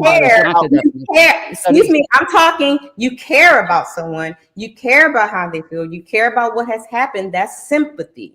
I'm looking at the definition too. That's not what I'm you're looking at saying. the definition. The definition is about I'm talking. You do not have to take on their actual emotions. You do not have to take on their problem, what they're feeling. You don't have to take on the depression that they're feeling. That's when you have empathy. When you have sympathy, it's at a distance. You care. You love them. You share what they're feeling. I'm so sorry for what happened to you. That's sympathy. It's a difference. And that's what he was saying. I'm saying you're wrong. 100%. No, she's 100% right. And the thing is our feelings and emotions change. And if you base everything on your feelings are going to cloud your judgment. That's why sympathy, I agree with the respect thing, but even sympathy, I'd say sympathy with respect is a lot better than empathy, because empathy, you're experiencing that person's emotions and it's going to cloud your judgment. Okay, Tom, do you want to read it or you can care about someone you don't respect. Just because you respect someone just don't mean you'll care for them. So that's another thing too. Even if I respect someone, don't mean I necessarily care for them, but I can care for them and not respect them. So the empathetic part is when you're trying to feel what the person is feeling. And if that's typically if you care about them, and that's where sympathy will come sometimes as well too. But mostly, if someone doesn't care about an individual, they're not even going to give them no sympathy nor no empathy. It's a lot of times I'm like, I don't care. There's people that die in other countries. There's people that's in poverty right now. Most people don't even give a damn about what they're going through because they don't care about them. It's only when you actually caring about the person or their situation where empathy and sympathy comes into play. And I'm saying that's a shortcoming. The definition, according to Oxford, is the ability to understand the feelings of another. I can treat them both.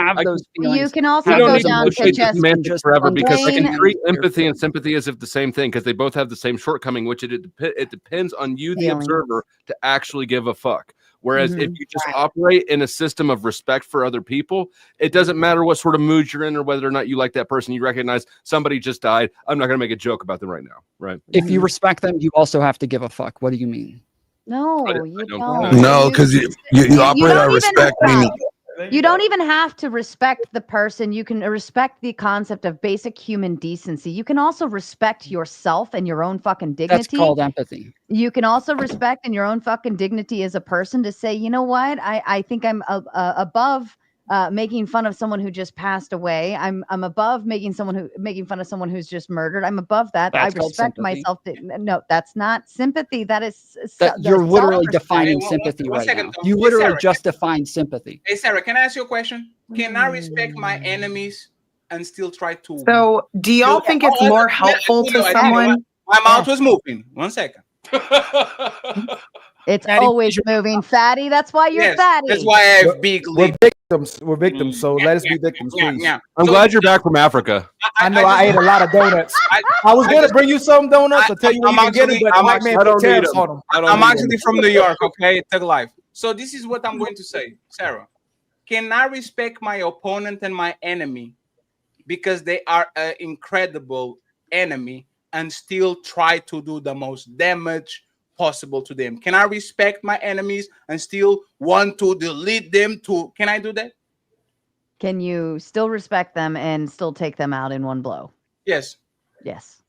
So how does that respect helps me not go? I can see, hey, Martin is a giant. I have to respect his muscles and his force. But if you fuck with me, I'll fuck him up. How does that stop violence exactly? It's still just out of, you're not at war with somebody who just passed away, Fatty. It's a whole different concept. It's just simply out of Not respect. anymore. No, out of empathy, not respect. This is where respect could have done what empathy didn't do for Tom. Let me say this, and then I got it because Ghosty is on the backup. I'm going to drop again, right? I don't mock Charlie Kirk because I have empathy towards him and his family. I would never want something to happen to me or to actually, for example, the political commentators that were very affected about it. If Andrew or Destiny or Myron or any of these people that I disagree fundamentally a lot of times with these things, I will never want this to happen to them. And I understand why I will be scared, because I was literally saying this is one of the advantages of talking from the other side of the ocean. I'm safe. Nothing is going to happen to me, right? So I have empathy for him and for the people that is going to be on this position, because I would hate tomorrow to wake up and now he's somebody that is a political commentator like Tom or like Marte, and now he happens to something that a person that I actually know and actually appreciate. You see what I'm saying? So his empathy is not respect, because a lot of those people, I don't respect them. Respectfully, I think a lot of these people are coons. I don't respect them, not because they are wrong, it's because they are sellouts. Every time they have an opportunity to shit on people that look like them, they will take it. So I would not say, I don't want you dead because I respect you. I don't want you dead because I have empathy for you. You have a family, you have a business, you have friends. I don't want them to go through the same thing that this man did, right? So it can still be out of respect for common human decency. Like we just had a perfect right. example. What Tom just did, Tom just did showed a failure of empathy, but it could have been solved by the presence of respect. Well, so that I don't respect Charlie Kirk though, and I the problem is Right. that like, but if you just operated, empathy is, but sympathy is that like you understand what that person's going through. I'm looking. So nothing could have gotten you to stop from making that comment right to there. understand their feelings. Not that I'm getting all emotional and oh boo-hoo, but I do understand that like if for his family, what it would be like, that this would be hard, especially with people sharing videos all over the place of like blood squirting out of his neck. This is horrific, and I can't like imagine what that would be like. And then all of these fucking TikTokers running around saying that this is good, that they're happy he died. It's fucking disgusting, and I can't imagine what that would be like to be in their shoes. Sorry, that's empathy. Sorry, sympathy is just understanding that like the concept of something is bad. So like, to not make isn't it simply to say like sympathy is I see your pain, empathy I feel your pain. So and no. then The difference. Hold on. The exact difference is I can sympathize with Charlie Kirk's family because it's a horrible thing, but I can't empathize because I haven't been through that myself. So I can empathize with somebody who's been through something that I have been in their shoes. Like I can feel their pain, but I can only sympathize with people who have been through something that I haven't been through, but I can understand probably what they're feeling. That's literally the difference. So if you're going through something extremely emotional and like you need someone to essentially be a rock, do you want them to empathize with you and be emotional and maybe make bad decisions? Or do you want someone who's going to, can I please finish?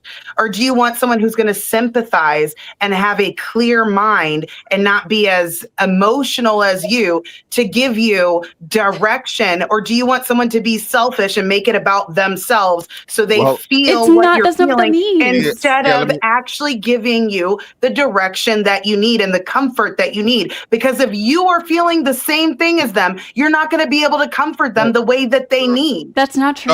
It's not about being emotional. No, I literally just explained to you the difference, and it has nothing to do with being emotional. It's just about an understanding. No, you're addressing the first part of the definition. The second part, I tag in Mr. Fantastic. Yeah, so let me get back in. So I think what Ghost is saying, or that's her name. Yeah, Ghost, it yeah. doesn't mean that your default going to be emotional. It just means you've been there and you've experienced it. So just because I lost my mom, I can be there for you because you lost your mom. That doesn't mean I'm emotional with you. So I don't know how you're getting to that point of where just because a person is empathizing, that they're therefore emotional and just uncontrollable. No, That's what empathy is simply, though. It's hey, connecting I with went through your this. emotions. Mate, I can give you some guidance because I've actually experienced it. Empathy is hey, I feel bad for you, okay, and it's fucked up that it happened, okay. He's 100% right. Sarah's resting non-empathetic face. Yeah, I have no empathy for any of you. I have a question. I wanted to give is this quick. So was his wife and kids there when it happened? They were there, but they actually witnessed it happening. Were they in out? Oh, they were there. I didn't know so that. So you guys confirming it for me, and I'm like, bro, that's super duper traumatic. No matter how you feel about that, this man's kids, like their dad died, within yards from him, right? And I think they were somebody first I know row, was weren't they? literally the guy who was debating him at the time. He was literally in the middle of having a gun debate with Charlie when Charlie got shot. Yeah. I think his family was in like the first row, I believe, if I'm not mistaken. Yeah, that's wild. It's just crazy to me that y'all say that people can't help someone because they're being empathetic, when most of us, when you're helping someone, whether it's your child, you can feel what they went through when they were a young kid, teens or older, so you can help them. It don't mean you got to make a negative. I didn't hear It doesn't mean you're feeling depressed too. Lord, I didn't hear that. Who said that? Yeah, Pretty, didn't you want people to quiet when you talk? I'm sorry. Don't Lord, apologize, Jim. He's been playing that card all day. Yeah, let me tell you. I was just asking the question. Who said that? Because I didn't hear nobody say that. I enjoy my donuts. Let me just get what I need to say. You ain't give us no donuts. So what? No, the white man put tariffs on them. I was trying to get them imported, but they put tariffs on them. But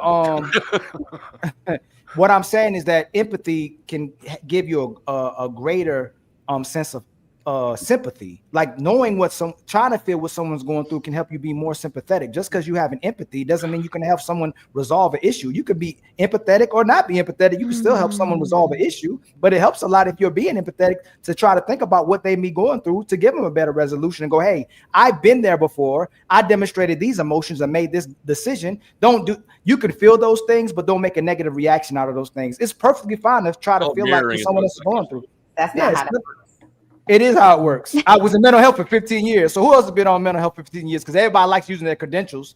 How long you been in mental health? Who's been on mental health here? Who helped kids? Why were you institutionalized that long? I couldn't give my love for donuts, man. I was addicted to sugar. That shit is addictive. Well, for all the dumbasses who keep saying that like empathy is something that's just made up, literally all words and all concepts are things that are just made up. So the fact that you guys think, it's just made up, because Charlie Kirk said it is right. That's to me, because Charlie Kirk said you don't need empathy. Now it's right. Now it's the law and it's concrete. That's crazy. Oh no. Can I say something? Okay, so this adds some more context to what he was actually talking about. So it says that he was talking about the political climate. He said that he feels basically empathy leads to policy-driven feelings and not logic when people are doing political things. And people are not using logic because they're so empathetic to certain situations, people that have done crime, people that have done things or poor choices, that is blurring their logic because they're so empathetic for them. So that's why he made that comment. You don't think? I mean, I can agree with that to some point. Like, that eye for an eye and putting yourself in someone's situation so the same thing doesn't happen to you. Like live by the sword, die by the sword. I think it's the perfect thing to do is to think about when you giving sentences or initiate a punishment or whatever you decide to do. Thinking about it happening to you is the best way to create solutions and do conflict resolution as well too. To think about what would happen. Sometimes though, because I'm about to land. I swear I'm about to land. I swear I'm about to land. First, Lord have mercy. If I want to shoot somebody, I got to think about what if somebody can shoot me, depending on what I'm doing. Women get half the time men get. Did you think about that before committing the crime? Well, no, there's a difference in what you're saying, because like when it comes to legislation, it is true that like you don't want to, if we're talking about somebody who had somebody who got shot by somebody, right? That you don't want that person coming up with legislation for what like type of punishment should be given to this person. That's literally why we've made it to where you can't deal with it yourself anymore. We have the government, a third party, deal with it in a rational way for you, because we don't want people who are emotional and know what this is like and want to go and like avenge justice on this person. Like, we don't want that to happen. So the entire idea of the government doing crime and justice is the fact that we want an unemotional, rational third party dealing with it from the outside instead of from a first person stance. My question is, so I hear this all the time, especially during election season, especially with us as melanated people. I hear this term all the time, that we vote emotional and not rational or logical. Do y'all agree with that? That a lot of people vote on emotions and not logic. People vote on vibes. I think most people vote on emotions. And see, this is that's what he was talking about. People making political decisions on emotions and not logic. Well, it makes sense. So like if there's something that affects your life personally, you're gonna vote for those things that affects you personally. This is why no one wants you on a jury. And that might not be the most like rational or logical thing for the whole country, but that's like how you're gonna vote. Like if you're like a sexual assault victim or something, and there's like a person running who's going really hard on like trying to find sex crimes and shit like that, like you might vote for that person because you've been through that shit, and that's something that you really care about. That's probably what he's talking about. Right, but if you're sorry, Ghost, I didn't mean to cut you off. No, yeah, that's pretty much it. So if somebody says, okay, well this candidate is particularly driving this political campaign towards like said example, right? Mm-hmm. Whatever it is, and it drives you emotionally, you're like, yes, that person's going to take care of this thing, and they're that's their whole campaign. But then every other policy and speaking point that this person speaks is like Yahtzee propaganda and something off the wall. But you're like, but they're going to take care of this one thing that bothers me so much. That's why it fucks you up. Yeah, no, I'm not saying it's necessarily the best thing. I'm just saying it makes sense why people do vote that way. But in my opinion, most people just vote on vibes. They don't even fucking care about legislation. Yeah. They're just like fucking memes 100%. And like, fucking statements and shit. And yeah, most people are politically fucking ignorant and just dumb as fuck. So yeah, it's usually just along party lines, down ballot, whether it be Republican or Democratic or whatever, right? I think Donald Trump's the president right now. Yeah, what's wrong with that? Most people don't. It's know a vibe. What the fuck they're talking about. They're voting based on vibes. Yeah. Well, I mean, you voted Biden, then we can say the same thing. But I don't want to have that argument right now. So what I'm saying is this, right? Well, he ain't got 2 impeachments and convictions though. You don't have 2 impeachments and convictions. When y'all say emotional and not logical, it's like y'all actually choosing not to be illogical. It's like you want to think. Oh no, you're thinking how.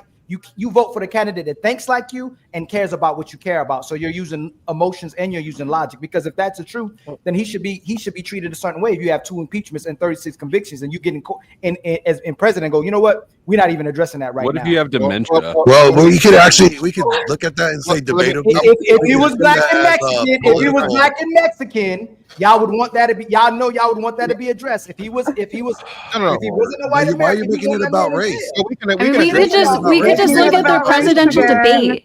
We could just look at their presidential debate and see what Trump said versus what Biden said, even in his old fucking age. Biden was half dying. He was literally talking about policy, legislation, blah, blah, blah. Meanwhile, Trump was just talking about cats and dogs and Haitians and fucking retarded bullshit. He didn't mention one policy the entire debate. Biden did. 1 second, friends. I just want to say something. Fantastic is next. And I'll say this. The sick part too is very telling. When Biden was all dying and couldn't talk and all crazy, everybody was like, oh, look at him. And then Donald Trump is doing exactly the same, and everybody like, No, but fantastic. Everybody. We hear the end of Mr. Fantastic. Democrats and Republicans, liberals could be like, man, he need to get up out of there. Like, he can't talk. Of course. But. So, hold on, just real quick. So first off, Bill Clinton was impeached, right? And I think people have a poor understanding of what an impeachment means. Impeachment means simply, hey, the Congress brought some shit up against you and said, hey, we should look into fucking getting you removed from office. Okay, Who gives a fuck if he was impeached twice? Okay. Well, it's a charge, and then the Senate does the conviction. Charge. Well, who cares? And Congress fucking votes on the shit. Who cares? Gives a fuck. Okay, right? what about the 34 convictions? What about that? So the 34 convictions the 34 convictions is when it's purposely it's been they're still doing a report now that it's found that you literally weaponized the motherfucking highest level of fucking United States government against this man, and you found convicted him of some bullshit, right? To the point of where now you're even having to go back on the shit and they're looking into it with the same DA that put charges against Trump for the same thing is now under investigation because he found out to be doing the same shit. So then if we want to be fair, hold on. If we're gonna talk about it, let's just be fair. Let's not act like Trump was not targeted, and the whole purpose of the convictions was for him not to be able to run, for him not to be able to be president again. If that's the case, when they convicted him, why didn't they put him in jail then? They convicted him of 34 felonies. Why didn't they put him in jail? Because they couldn't put him in jail. Why? Yes, they could have. It held a sentence of over 20 years. They could have put him in jail. They didn't. Yeah. And they went with the weakest case, which was just like white collar crimes, when they could have been getting him on fucking racketeering. They went with the weakest one first, and they convicted him of it, and then didn't sentence him. No. Can we got him on racketeering? Hold on, Patty. Can we? This is what we say. Y'all not.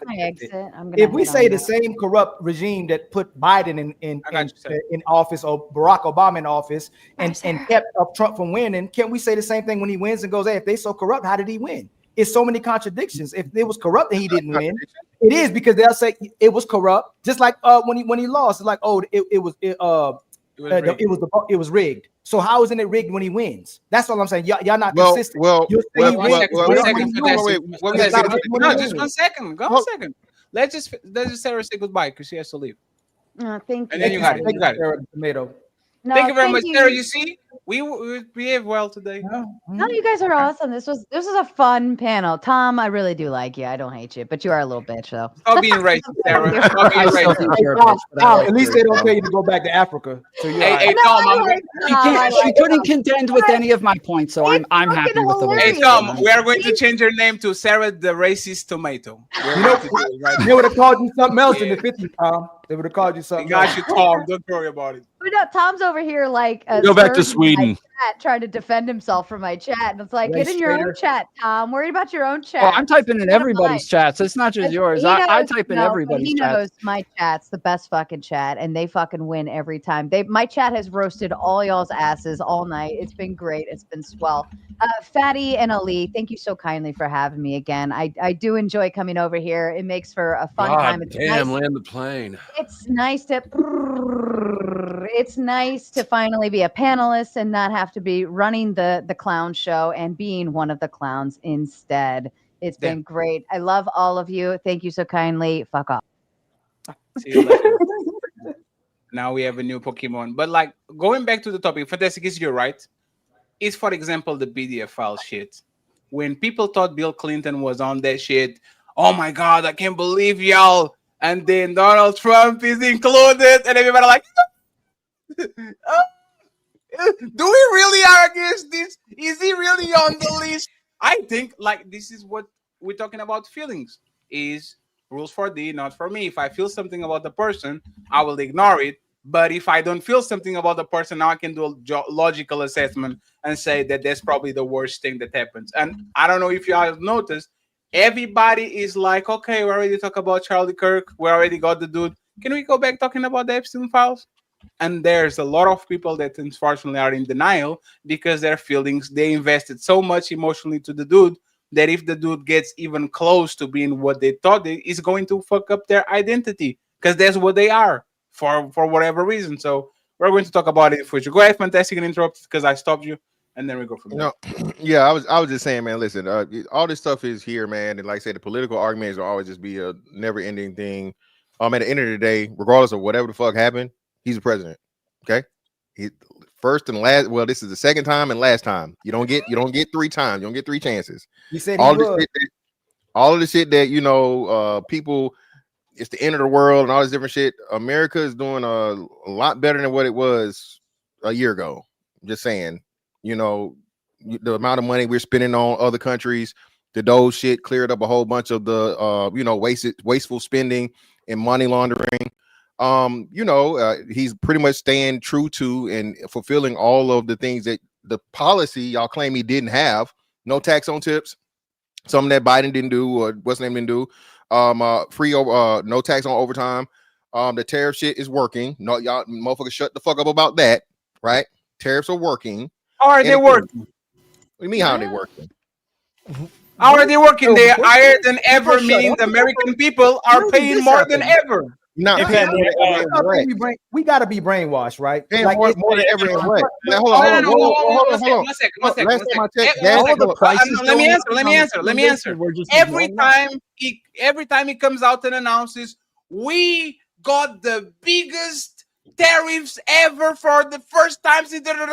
All that means is the American people are paying the most they ever paid in tariffs in history. It comes from your pocket. How is that winning? First of all, which tariff deal are we even talking about? How is that winning? So again, if the prices of goods compared to before are lower, how is the fucking tariffs being negative? Because they come from your pocket. You're talking about overall, but the things, the actual items that he tariffed. Hold on, wait. You're talking about overall, but the actual items that he tariffed. Yes, overall. That's all that matters. No, not right there. You already conceded. You already conceded. Everybody made a huge deal about gas prices and prices of eggs. They didn't make a big deal about overall. They were talking about very specific necessities that they needed. Clothing has gone up. Household items have gone up. The toys, food, auto parts, like all these things have gone up on average for those specific sectors. And other things were already going down because Biden had just put into place a bunch of legislation to deal with the inflation from COVID. Hey, Fatty, I got to run though too. So, can you hear me? You can't run. You can't run. I probably have to leave. Since when you can run, Marte? No. I have a sinus infection, so I wanted to get on and be a good sport, man. But I thank you guys for letting me. I appreciate you, sir. I was actually looking like, why is he so quiet? Yeah, stop being a victim. Don't take medicine. hey, Marte, pray to God. Don't go get medicine, man. Just all right, I'll do that, man. Yeah, I appreciate you. I see you later, man. All right, guys. I see you later, Martin. So my bad. Y'all are right. It raised 3%. Overall goods raised by 3%. Right? Yes. 3%. So, are you saying that's not significant? Yeah, I'm saying it's not significant at all. 3%. But I mean, wasn't the whole problem the economy and prices? Inflation. That's under inflation. Yeah, that's literally like you have to compare it with inflation. So, but we talk about inflation. That's another thing. So inflation is lower than what it was before. No. If your overall income doesn't grow 3% and things are 3% more expensive, it's going to make a dent in your pocket. Oh, absolutely. If $3 breaks you, the economy wasn't your problem, sir. But that's not the point. If you have $1,000 or no. Where was this attitude the entire last election when everybody's talking about groceries and everything else? Like inflation was already on a downward spiral, but people voted for Trump because of prices, right? It wasn't on the United States. Yes, inflation has. The United States fixed inflation before any other country in the world. The whole world dealt with record-breaking inflation from COVID, and the United States recovered before any other country. Yet everybody still acted like we did a horrible job with it. Inflation was on a downward trend since Biden's. Because you printed the most fucking money in the history of the United States of America. What the fuck are you talking about?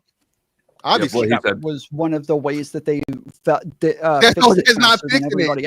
So it's called. So look at the numbers. Look at the numbers by month. Did they fix it? Yes. Look at the numbers. Did they fix together, right? So just give me a second, and both of y'all can try and double team me. So I'm gonna say this, right?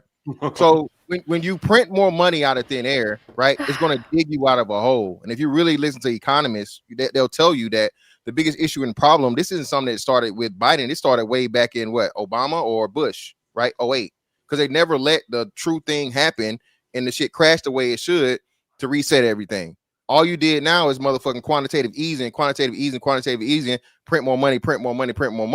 So if you're gonna count that as fixing the problem, Trump can fix the problem tomorrow and print more fucking money. What are we saying? That's not what we're saying. Inflation went way up during COVID because there was a lot of money given to the people, right? All the fucking COVID payments, all the stimulus checks, blah, blah, blah, all this money printing you're talking about. Inflation went way up during COVID. And then Biden came into office after, he came in 2020, right? And then I think since like 2022, there's been a downward trend in inflation steadily all the way up until today. It's still like going down, but it started under Biden. So on top of that, imports also have a big part of inflation. And if you lower the amount of imports that are coming in and lower our purchasing power, that also adds. So if you're able to increase imports while printing a lot of money, this is a way of quantitative easing. But the imports are lowering because they're rising tariffs. So it's. Damn, everybody lost guess. I have a last question before we close it out. And once again, thank you very much for everybody that is supporting the show. Will Canali, the host. I'm the guest. I'm just here so I don't get fined. Last question, and then we wrap it up. Are men still expected to be protectors, or is that an outdated gender role? On the situation where we saw on the train, subway, whatever, what is your opinion? Are you expecting men to be protectors and to go out of their way like they did on yesteryear to protect women because there's their job and their duty? Or you think it's an outdated, you shouldn't do it, it is what it is? What's your thoughts? I mean, I wouldn't. Generally, it's going to be men. Obviously, men on average are just going to be bigger and stronger than women. But if I see, like, if Destiny is getting attacked and Ronda Rousey is standing there, honestly, I say it's on fucking Ronda Rousey to go do something about it. But it's going to be like, yes, whoever's most capable, I think, should do something. I think in the case of the train stabbing, again, it didn't seem as though everybody even knew what had happened until she fell over. And that was even after like the other guy had walked off and the people were like moving away. But yes, I would say generally, if people know what's happening, they see what's happening, and they have the capability of protecting somebody, yeah, they ought to protect them. That's part of the social contract. Yeah, I think in general, being a human, like if you have the ability to help somebody, I think that's the right thing to do. But I also wouldn't like put it on men to like risk their lives for like every random stranger or anything like that. But I do think just like as a human responsibility, if you are able to help somebody, even if it's just calling 911 or assisting them or something, like I think that's just a human thing for everybody to do. Like women with children, women with other women, whatever. Tom, what is the other part of the social contract? Because you mentioned one part. So what would be the reciprocating part of that? That other people are willing to protect you as well. But you were specifically talking about gendered, like men helping women. So what would be the return on Glenn, that? you think you're owed some pussy if you save a chick? Oh, here we go. Well, I said it's about whoever's capable. So if Ronda Rousey's there, then Ronda Rousey ought to do it. Yeah, he literally didn't. At least the end job. Hey, can I get an end job? It better be a really dangerous situation. What am I gonna get if I save your life right now? Just wondering. Massages, at least, or something like that. Or like it's kind of a dick move. But I mean, damn, if you save somebody's life, I mean, how many dudes you fuck for free for absolute nothing? It's like expectation that men are supposed to meet, right? Then is there an expectation that women are supposed to meet? Now you're gonna have dudes running out in the street like, oh my gosh, you almost stepped in front of that car. That's the point, right? For example, this would happen a lot of times on our neighborhoods, right? You do something as a social contrast to an old lady, to a woman, something like that, and she says, "Oh, I am what do you call the suing person? A person that sues things? Plaintiff. So's? Yeah, the person that, like, when you have something on your clothes that it's ripped, they go ahead and they fix it, right? A seamstress. Yes, like the person would say, "Oh, where are you from? Oh, you're from there. This is my specialty. Next, come to me, this is on me. Come to me every time you need something, this is on me. Like woman kind of went out of her way to say, I might not give you sex because I'm not your woman, but I have a restaurant. I have something. I am a part of this community. So if you need something, you come to me and I prepare you nice food. Like today, all you get is when you get home, send me a message so I know you're safe. Even the woman that we're fucking are not doing nothing, let alone the random woman on the street. So Glenn, in my opinion, is right. I'm not expecting even a woman to say, hey, thank you for saving me. Let me exchange information so I can, I don't know, make something. Make us invite you over for dinner or something. I mean, And like send me a people, cash I don't app. know. Send me not like even- something. People do that But not sometimes. even that, right? I think it's and we just seen this thing where people have actually intervened, and not this situation specifically, but domestic violence situation where men have intervened, and then both of them jump on that man, or Yeah. worse, that man intervenes and he loses his life. Yeah. So There's I think that story about the guy at the bar that got stabbed. Yeah, I think we're being unfair and unreasonable, but I think Ghost acknowledged it to where you're expecting a regular smuggler, everyday man that has his own family, has his own responsibility, has his own children, to put his life on the line for a complete and total stranger that won't even show up to your funeral if you die. Again, I have the right to choose whether or not to fucking help you. Right. All right. But If I have- you can call like 911 or something, right? yeah, This I'm is all for like that. I lots of people don't even do that. No, But Ghost, I'll put you on that. Ghost, I'm saying do what you can. Of course, don't just walk by and turn a blind eye. Don't do that. I think that was the most fucked up part for the girl is Yeah. instead of people coming to her and at least seeing something, everybody ran away. Everybody dispersed. So Well, Mr. Fantastic, but you pointed it out. No, go ahead, Mr. Fantastic, you pointed it out like, okay, you had a family, you have your own responsibilities, right? What if you're a single guy? Why would a single guy want to jeopardize his potential future in the same thing? Like I get a married guy because he has accountability and he has things he has to be taken care of, but single guys like, well, why would I want to get involved?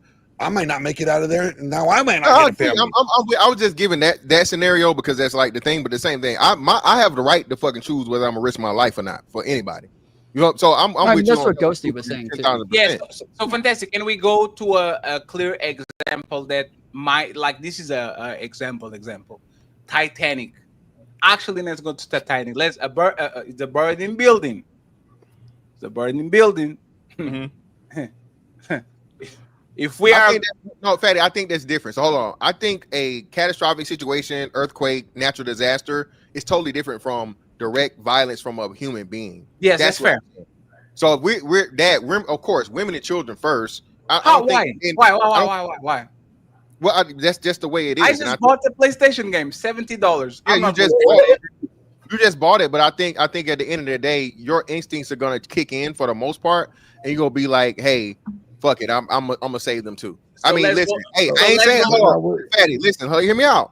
I ain't saying don't give up your spot on the raft, but hey, I got two knees you can sit on my lap. You feel what I'm talking about, bitch? We gonna make it work. I'm not finna go down. So let 1 second. Hey, Glenn, let's do this because this is, and then you can ask the question. Let's go back to the motherfucking Titanic. All of us. This is all of us in this panel. What was the lady's name? Rose was her name? Yes. She was a bitch. Leave Rose alone. Wait. I used to think that too, but she jumped back onto the boat to stay with him, right? So I used to think the door thing was really fucked up too. I used to say fuck Rose, but the reason it was just her is because when they both tried to get on it, it couldn't stabilize, so it had to be. They could have taken turns. Hold on, real quick. Yeah, I guess. They actually tested the theory. They actually tested it. Ghost. People were so mad about this shit. Ghosty.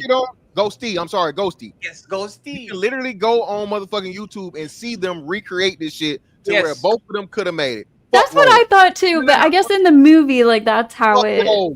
Hey, Derrick Rose didn't do nothing. He didn't do nothing. Not Derrick Rose. Rose from the Titanic. No. Karen Rose. No. 1 second. This is actually because we are going to do this exercise before we go, right? Is all of us on the Titanic? There's 3 spots. Is Red, T, and Ghosty going first?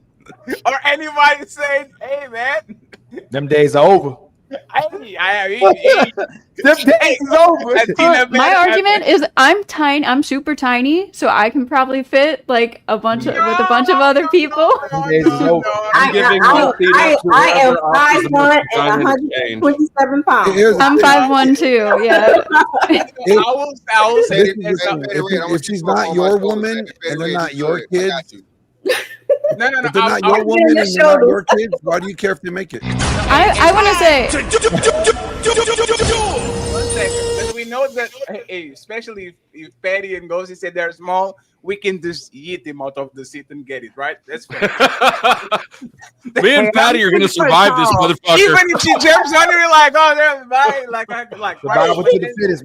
Survival to the fittest. Great till you're dying. So I might. Hope you got guns. I'm a fight for the seat. Let's one by one. Ali, are you giving the seat to the ladies? Or are you saying, you see, it's been a long day without you, my friend. Today? You ain't talking about yesterday. You talking about today. Today. To this day. They out of luck. unless it's mine, you out of luck. Unless it's So somebody. can you tell us who you would take out of the panel? Oh shit.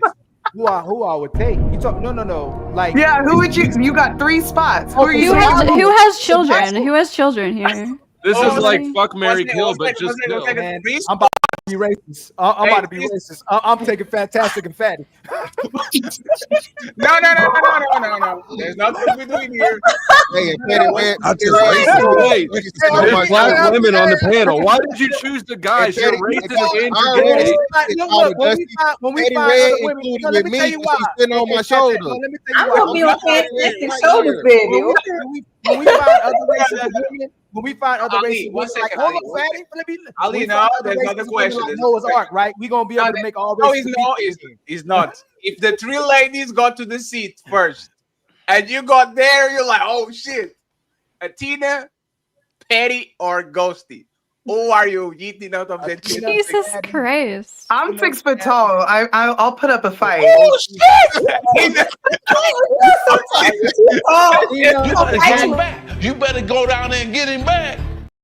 If any of you guys have children, I would give my spot so that people could have their parents. You lying, Ghost, you lying like a mug. You ain't about to take spot up for no. Tina said you better be ready to fight. I also wouldn't leave my husband on the boat. Close them fists for Athena. No way. Nah, I'm trying to make it back. So there's more women. There's more women. What we getting to, right?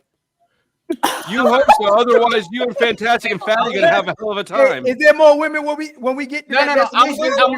You don't know. You don't know. You gotta roll those dice. I'm going to make it difficult for y'all, right? I'm going to make it difficult for y'all. It's all. Look, Mr. Fantastic is about to jump into the ocean. Look at that facial expression. Hey, Fantastic is jumping on the ocean. I'm going to make it difficult. I'm not going with this dude. I'm going to make it difficult for the men. The boat is full of women, kids, and everybody's looking at you. Everybody, like 300 people, just looking at you. They are looking at you like, damn, you're doing this shit. Like you're doing it. Look back at them. We went rogue. Hey, like, hey, y'all think? Hey, you think getting Athena up out of this is gonna be a problem? I don't see nothing. If it's kids, hold on. Trick love the kids. If there's some kids though, I'll give them the seat. If there's some kids, man. Bro, listen, bro, we gonna make that shit work, bro. Fuck that. Listen, man. Hey, is anybody on the panel that is willing to give the seat to the woman? I gotta move on to the next thing. I appreciate y'all. You gotta answer the question. Hey, Tom, you're not answering the question. You gotta answer this question. Tom, you're running. Tommy's running. That's crazy. Look, Tom, 4 hours. What is the question? It's like FMK except only Ks. We are on the Titanic and there's only 3 seats. These 3 women are on the seats, and you have the chance to take one of them to save yourself. Okay, are you taking one of them and fighting for the spot, or are you saying, appreciate y'all, I see you later, sacrifice yourself? I mean, Athena said she's 6 foot, so I'm probably gonna sit on her lap, and I think we'd be all right. Come on. I mean, up there was I mean, Tom and Ghosty and Petty could probably combine into like one person. It looks. Yeah, they tried to run away. Can I sit on your lap? Are we good? That was stretched, Like, Tom. Yeah. we got 100. Athena says I can sit on her lap. We're gonna be all right. I got a whole lot of junk in the trunk, a lot of cushion there, so it's not gonna be a problem. So we're gonna be. She's gonna throw you off. Oh, Let's not get on the boat. Wow. Bye bye. Damn, that's Yeah, we crazy. gotta Hey, Tom, thank introduce you very white much man for thank you very much for being here and having a lot of junk in the trunk. He ain't learned from Titanic. That's what he said. Ollie, do you change your answer now that you hear about Tom's junk? Do you want to bring maybe Tom instead of one of the other black guys? Hell no. Ain't no brother. All right, appreciate y'all having me on. Y'all check me out, Tom Forty Show on YouTube. You, Tom, I appreciate you. Later. That's a very rough way to say goodbye. I will say goodbye too, because this is not my show. And he still said no. He still said Tom's. I'm here so I don't get fined. So I will give you my answer and then I'll bounce. Right. First, thank you very much for having me, El Canali, on your show. Thank you very much to the guests that came by. I will say this: if people are not watching, I'm taking. Oh my god! He just slinging people. He just slinging people. Because I know myself. I'm like, if people are watching, I'm going to do the. I need all three of these seats. If people are not watching, I will kick that $70 and just kick it to the water. Oh yeah, all the old people should just stay on the boat. Like, It got dark. Wow, it got dark. It just got dark. Isn't that logical though? I mean, like, come You're not on. wrong. Oh my goodness. Hey, if you the They're cutoff, old. if you 70, So if you go 70 or older, old hey, people, what are we yeah, doing no, out here? You see? Old people, they're going out the door anyways. No, You know. That's what I'm saying. No. So this is the question. This is the question. No. This is the question. This is you on a fire, and there's grandma. Me. God. Oh, hey, it's y'all on your prime, and there's grandma. The firefighter comes in and says, "I can only save one." Which one goes? The younger person. Grandma, you lived a good life. You better stay in there and cook. Wow, you letting grandma die? Grandma go, Glenn? Hey, free Yeah, I love you, Grandma. Oh no! If I didn't wear a mask during the coop, I'm not going to freeze to death in the ocean. I'm gonna call her and I'm gonna tell her I said I picked me. Oh my God, you're letting grandma die. That's crazy. free cremation, man. She already had way there, Hey, man. she lived a good life. Hey, I'm out. Hey, Grandma's 96 as it is. I Grandma can't appreciate you. I remember. see you on the other shit. side. Thank you very much for being here. I see y'all Sunday and next week. Great show. I appreciate it. I'm Fatty, just a guest. Catch me on Rumble. I'm kidding. Maybe I'm not. See you later. Bye, Patty. Y'all, I truly appreciate y'all for coming through. Much respect for y'all. Do y'all have any closing remarks, man, for the show? By the way, all lives matter. Before y'all go. Yeah, I'll say mine and get up out of here, man. Hey, Ali, thank you, brother, for having me, for the invite. Shout out to all of the non-melanated people that have some great discourse, a couple of jokes. It was a friendly back and forth, political, racial. We had a really important, good conversation. It got a little rough at times, but nothing was malicious. And hey, I think this has to happen in order for people to understand people better, because there are a lot of preconceptions and misconceptions, right? Talk to people, right? And we're not going to agree on everything, but hey, that's how, like I said, that's how life works. You don't have to agree with somebody to respect them. You have to agree with somebody to like them. You don't have to agree with somebody to just have a conversation. So shout out to you, Ali, again, man, being a wonderful host, moderator, and appreciate it, man. Can't wait for the next one. Always much love to you, my brother. For sure. Thanks for having me, Ali. Yeah, thanks for having me. That was really good. That was a really good discussion. Especially the white people. I really appreciate y'all for coming, man. Hey, thank you for being a great. As a-